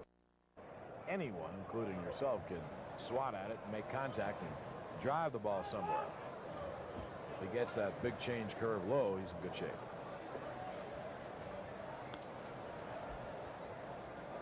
Ron Gardenhire at third, Wally Backman at second. Garber warming in the Braves bullpen. And Mela trying to pitch out of it. 2 outs, top of the 5th, 3-0 Braves. And an 0-1 pitch coming to Mookie. Fastball, low outside.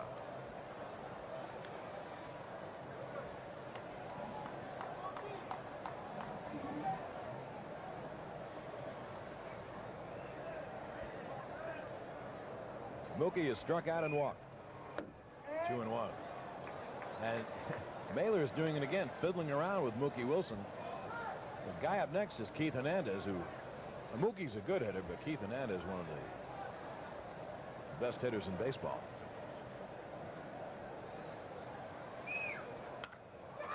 He popped him up to center field. Murph to end the inning. And again, Mailer pitches his way out of it. No runs on 2 hits, no errors on 2 left.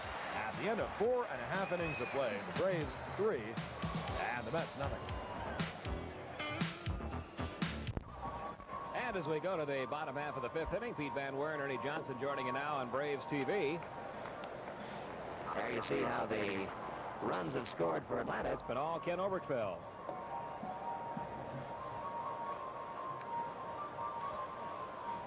Three runs, only 2 hits for the Braves. No runs, 5 hits for the New York Mets.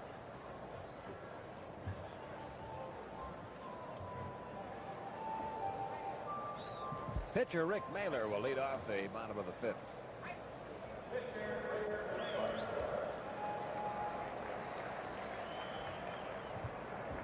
Rick has had a very good year at the plate. He's 0 for 1 tonight. He struck out his only time up. Hit that ball hard and deep to center field. Mookie Wilson going back, warning track, makes the catch just shy of the wall.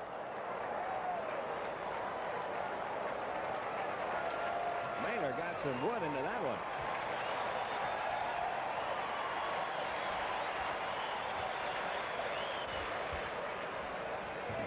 So that's a noisy. And with money, a man with nerve, and he's willing to put it all on the line. Don't miss Kenny Rogers as a gambler. Tomorrow's TBS Friday night movie at 8:05 Eastern here on Superstation WTBS. Keith Hernandez leads off the 6th for New York. He is grounded out to first and flying to left.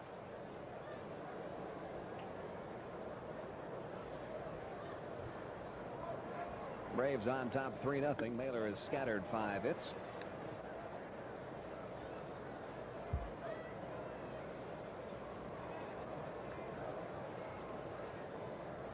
One-0 pitch. 2-0.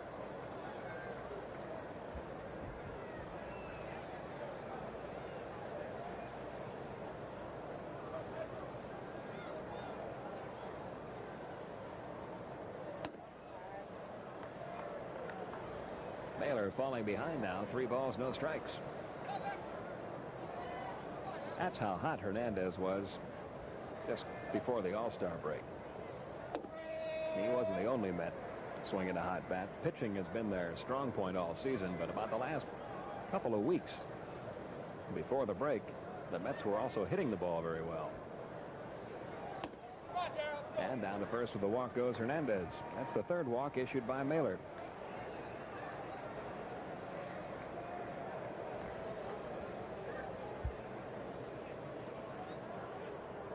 Bob Gibson will take a stroll out to the mound, and the Braves will start their bullpen again. Gene Garber getting up for the 2nd time. Gene Garber again for the Braves. The batter will be Darryl Strawberry. Mailer's been in and out of trouble throughout the game. He had a runner at 3rd with 2 men out in the 1st inning, got out of it.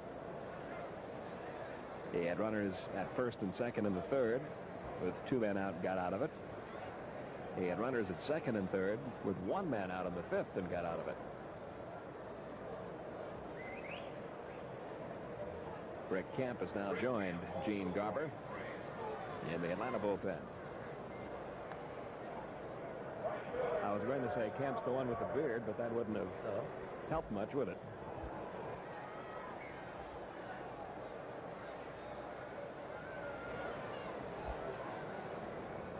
Pitch on the way to Strawberry, low and away. Darrell has struck out and popped a short.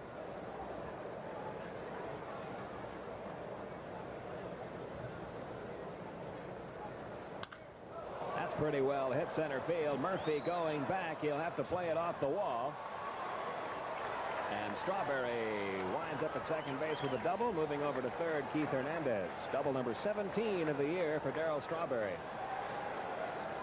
And once again, Mailer in a jam. He has runners second and third. Nobody out.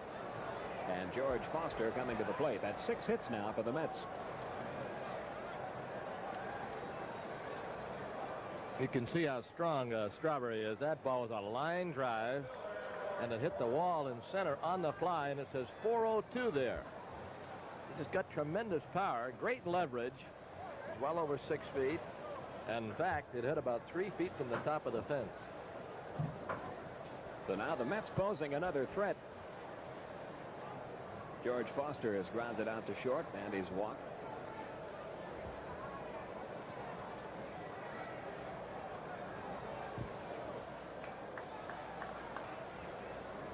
Infield staying back. They'll concede the run.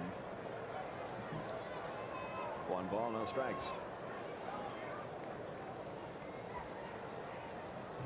San Diego, St. Louis underway. No score in the second inning. 2-0 now on George Foster.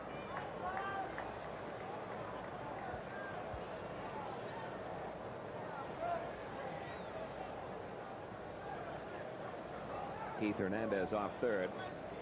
Darrell Strawberry, who just doubled, down at second.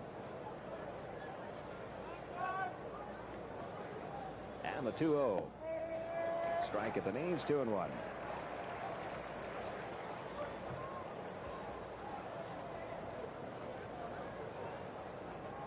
Braves on top 3-0. Foster represents the potential tying run at the plate. And the count is even now, 2-2. That was obviously not what Foster was looking for. That was too good a pitch to take. He was probably looking for something off speed there and got the fastball right down the middle instead.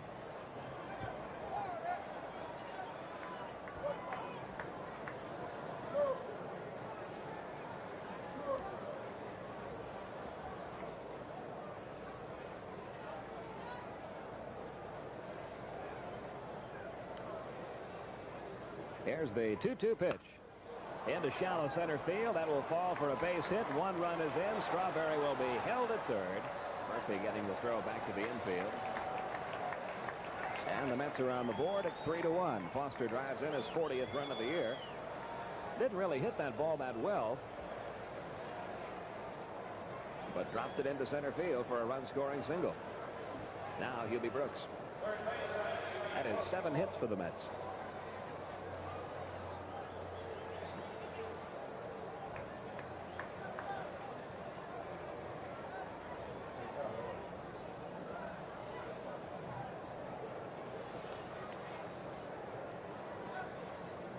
Brooks has singled, hit into a 6-4-3 double play. Popped him up. That'll stay in play for Chris Chambliss in foul territory. There's the first out.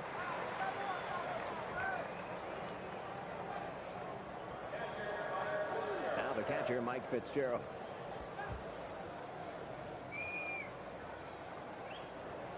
He hit into a 1-4-3 double play in the second. In the 5th inning, he singled to the opposite field. That's what the Braves are looking for now. They're back, hoping they can get a ground ball out of the catcher. Braves have turned a couple double plays in the game already. They are up there in that department again. They now have 82.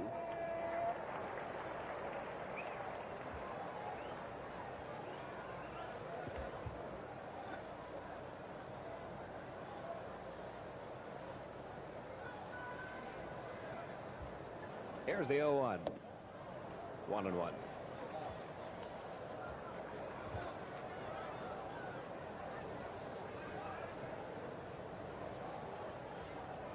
Darryl Strawberry is now at third. And George Foster, who just drove in his 40th run of the year, is on at first. Trying to bunt that slow curve. Brocklander signaling that the ball was foul when it hit him. And he was in foul territory, I should say. He tried to drop one down. It hit him while he was in foul territory. Just goes as a foul ball. If he's out in front and it's fair, he's automatically out. Here's a Roscoe. No, that's Gorman. Excuse me. Gorman loosening for them. Count 1-2 on Mike Fitzgerald.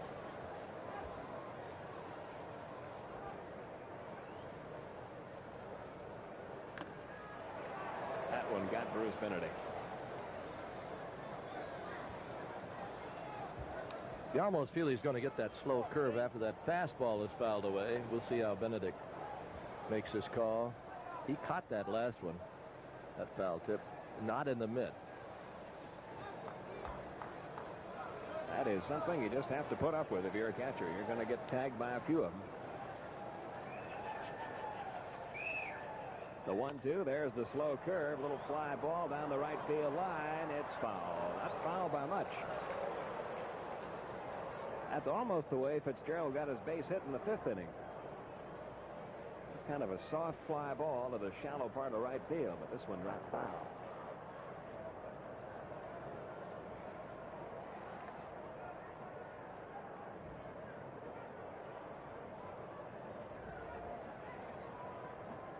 Strawberry and Foster get their leads.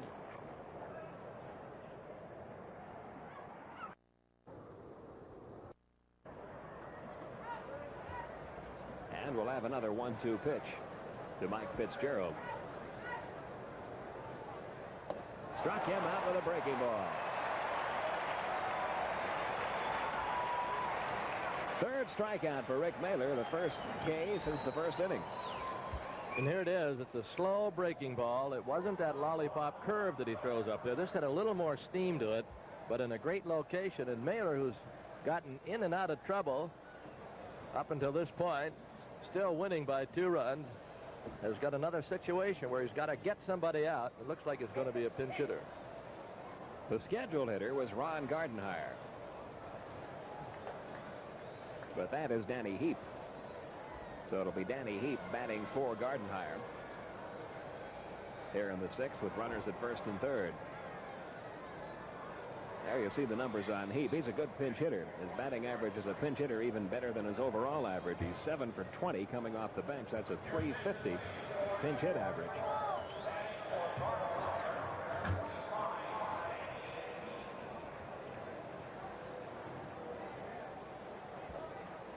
The Mets have a pretty good bench.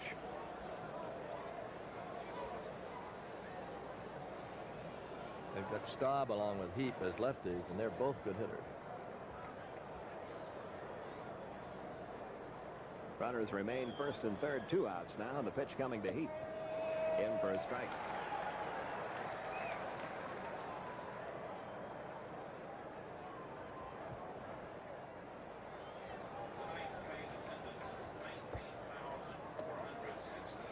One and one the count. 19,468 paid here tonight. 19,468.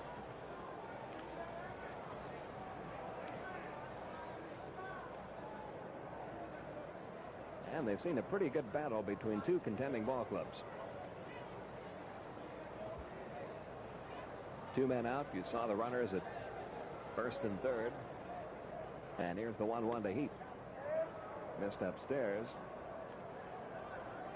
Now, Ron Darling has come to the on-deck circle, but if Heap reaches, you can almost guarantee a pinch hitter.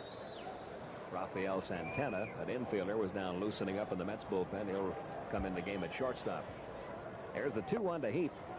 Misses low, 3-1.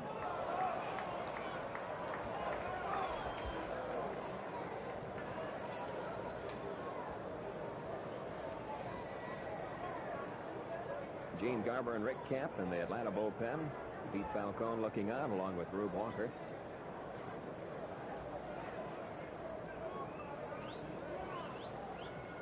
And the 3-1 delivery. Fly ball, shallow center field. Murphy coming on. He'll get there to end the inning.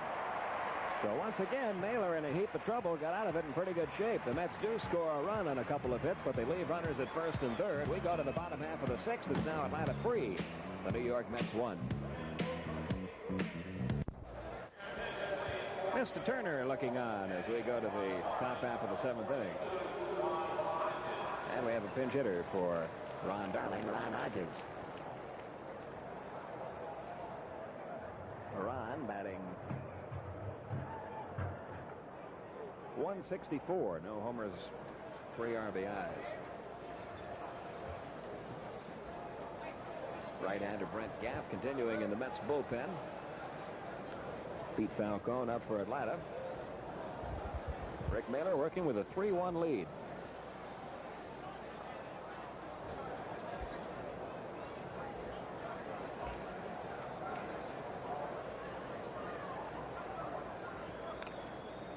Nothing and 1 the count on Hodges. I'm sure Ron has family members here taking in this series. He always does. He's from Virginia, and they always come on down to Atlanta when the Mets are in town.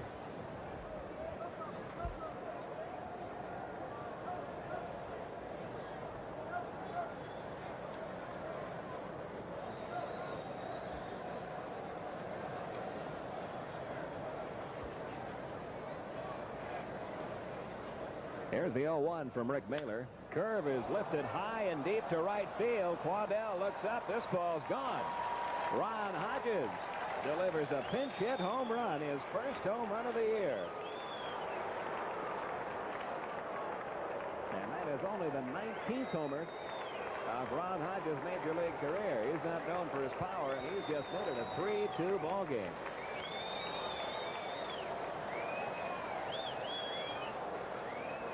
Many times a hitter will go up and say, I'm not going to swing unless I get something slow. And they guess breaking ball, and obviously he was looking for it and got it, and it's a 3-2 game. Gene Garber up again in the Atlanta bullpen. Wally Backman, the hitter. He has doubled, singled, reached on a fielder's choice. 1 ball, no strikes. Falcone is down now, and Bedrosian takes his spot. So you got Bedrock and Garber throwing for Atlanta. Here comes Joe Torre. And Joe is walking quite slowly and looking. He's going to make the change. He just made the signal to the bullpen. Rick Mailer will be lifted here. I think it'll be Gene Garber coming in. That's the signal Joe gave, and here comes Gino. So Mailer will be lifted after working 6 innings, facing 1 batter here in the 7th. He has allowed 8 hits, 2 runs. Mailer walked 3 and struck out 3. He'll get a nice hand. It's the 3rd straight game that Rick Mailer has pitched very good baseball. He has only given up 5 runs now in his last 3 starts, and he is still looking for a victory. And while Garber gets ready to face Wally Backman, we'll watch this. Estelle Sotomayor, condition tension headache. I have a headache right now. It's at the back of my head. May I please have some aspirin? Today we'd like you to try extra strength Tylenol. I would have to try it to see if it actually works. Regular aspirin only gives you this much medicine, but extra strength Tylenol goes to the limit. It's the most medicine you can buy without a prescription. I lost my headache. Extra strength Tylenol did it. Extra strength Tylenol. You can't buy a more potent pain reliever without a prescription. And now in easy-to-swallow caplets. Dan Gurney and his Toyota Celica GTS take on the All-American Racers pit crew. The pit crew looks over the Celica's ventilated disc brakes, the independent suspension. They check out the Celica's single overhead cam engine and electronic fuel injection. Inside, they check the Celica's luxurious comfort. What does all this mean to you? This is the right stuff.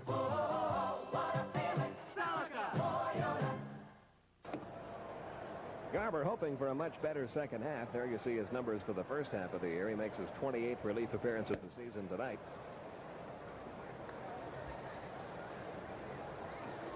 The rest of his numbers, the hits innings pitched ratio is not good, but he's walked very few people. And Gino will inherit a 1-0 count on Wally Backman. With nobody out, 1 run in. Braves now on top by a 3-2 score, even though they've been out hit by New York, 8-3.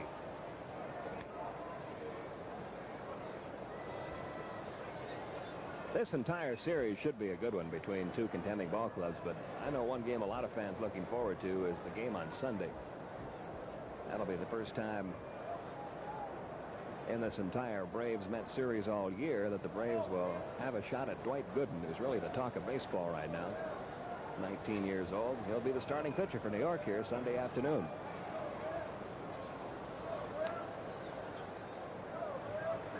Len Barker will oppose him. 1-1 the count now on Backman.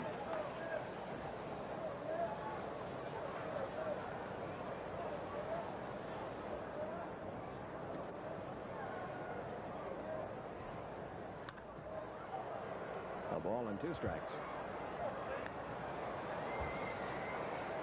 With the Mets having pulled back now to within a run of the lead, they get a little more serious in their bullpen. Right-hander Doug Sisk is up throwing.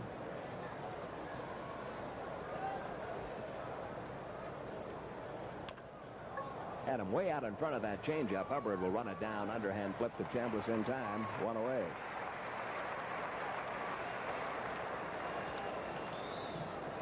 That's Gaff along with Sisk. Gaff on the right.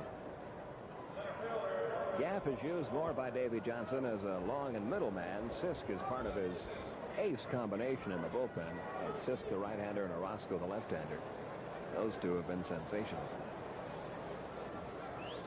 You might be thinking along the lines, well, if we tie this, I'll get Sisk in there. If we stay 1 down, I'll use Gaff. Mookie Wilson has struck out, walked, and fly to center.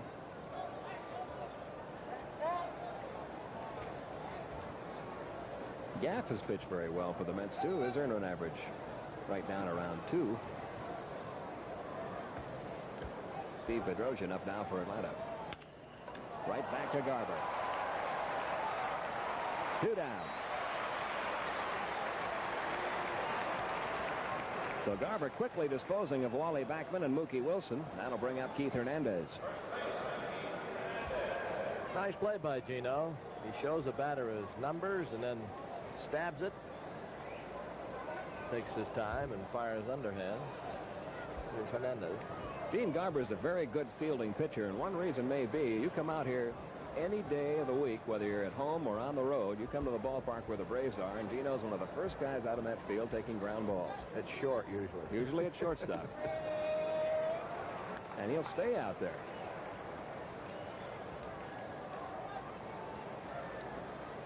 Well, in the next world, might come back as a slick fielding shortstop. Rafael Ramirez across to Chris Chambliss, and Garber gets him out very easily on 3 ground balls. We go to the bottom half of the 7th inning. Our score, Atlanta 3 and the New York Mets 2.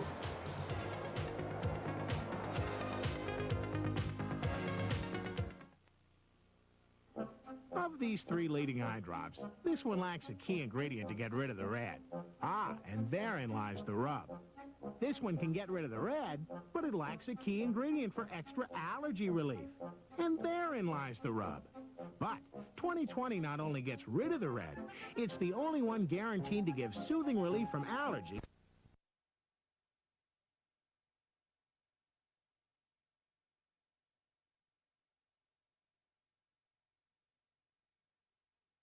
No, come in.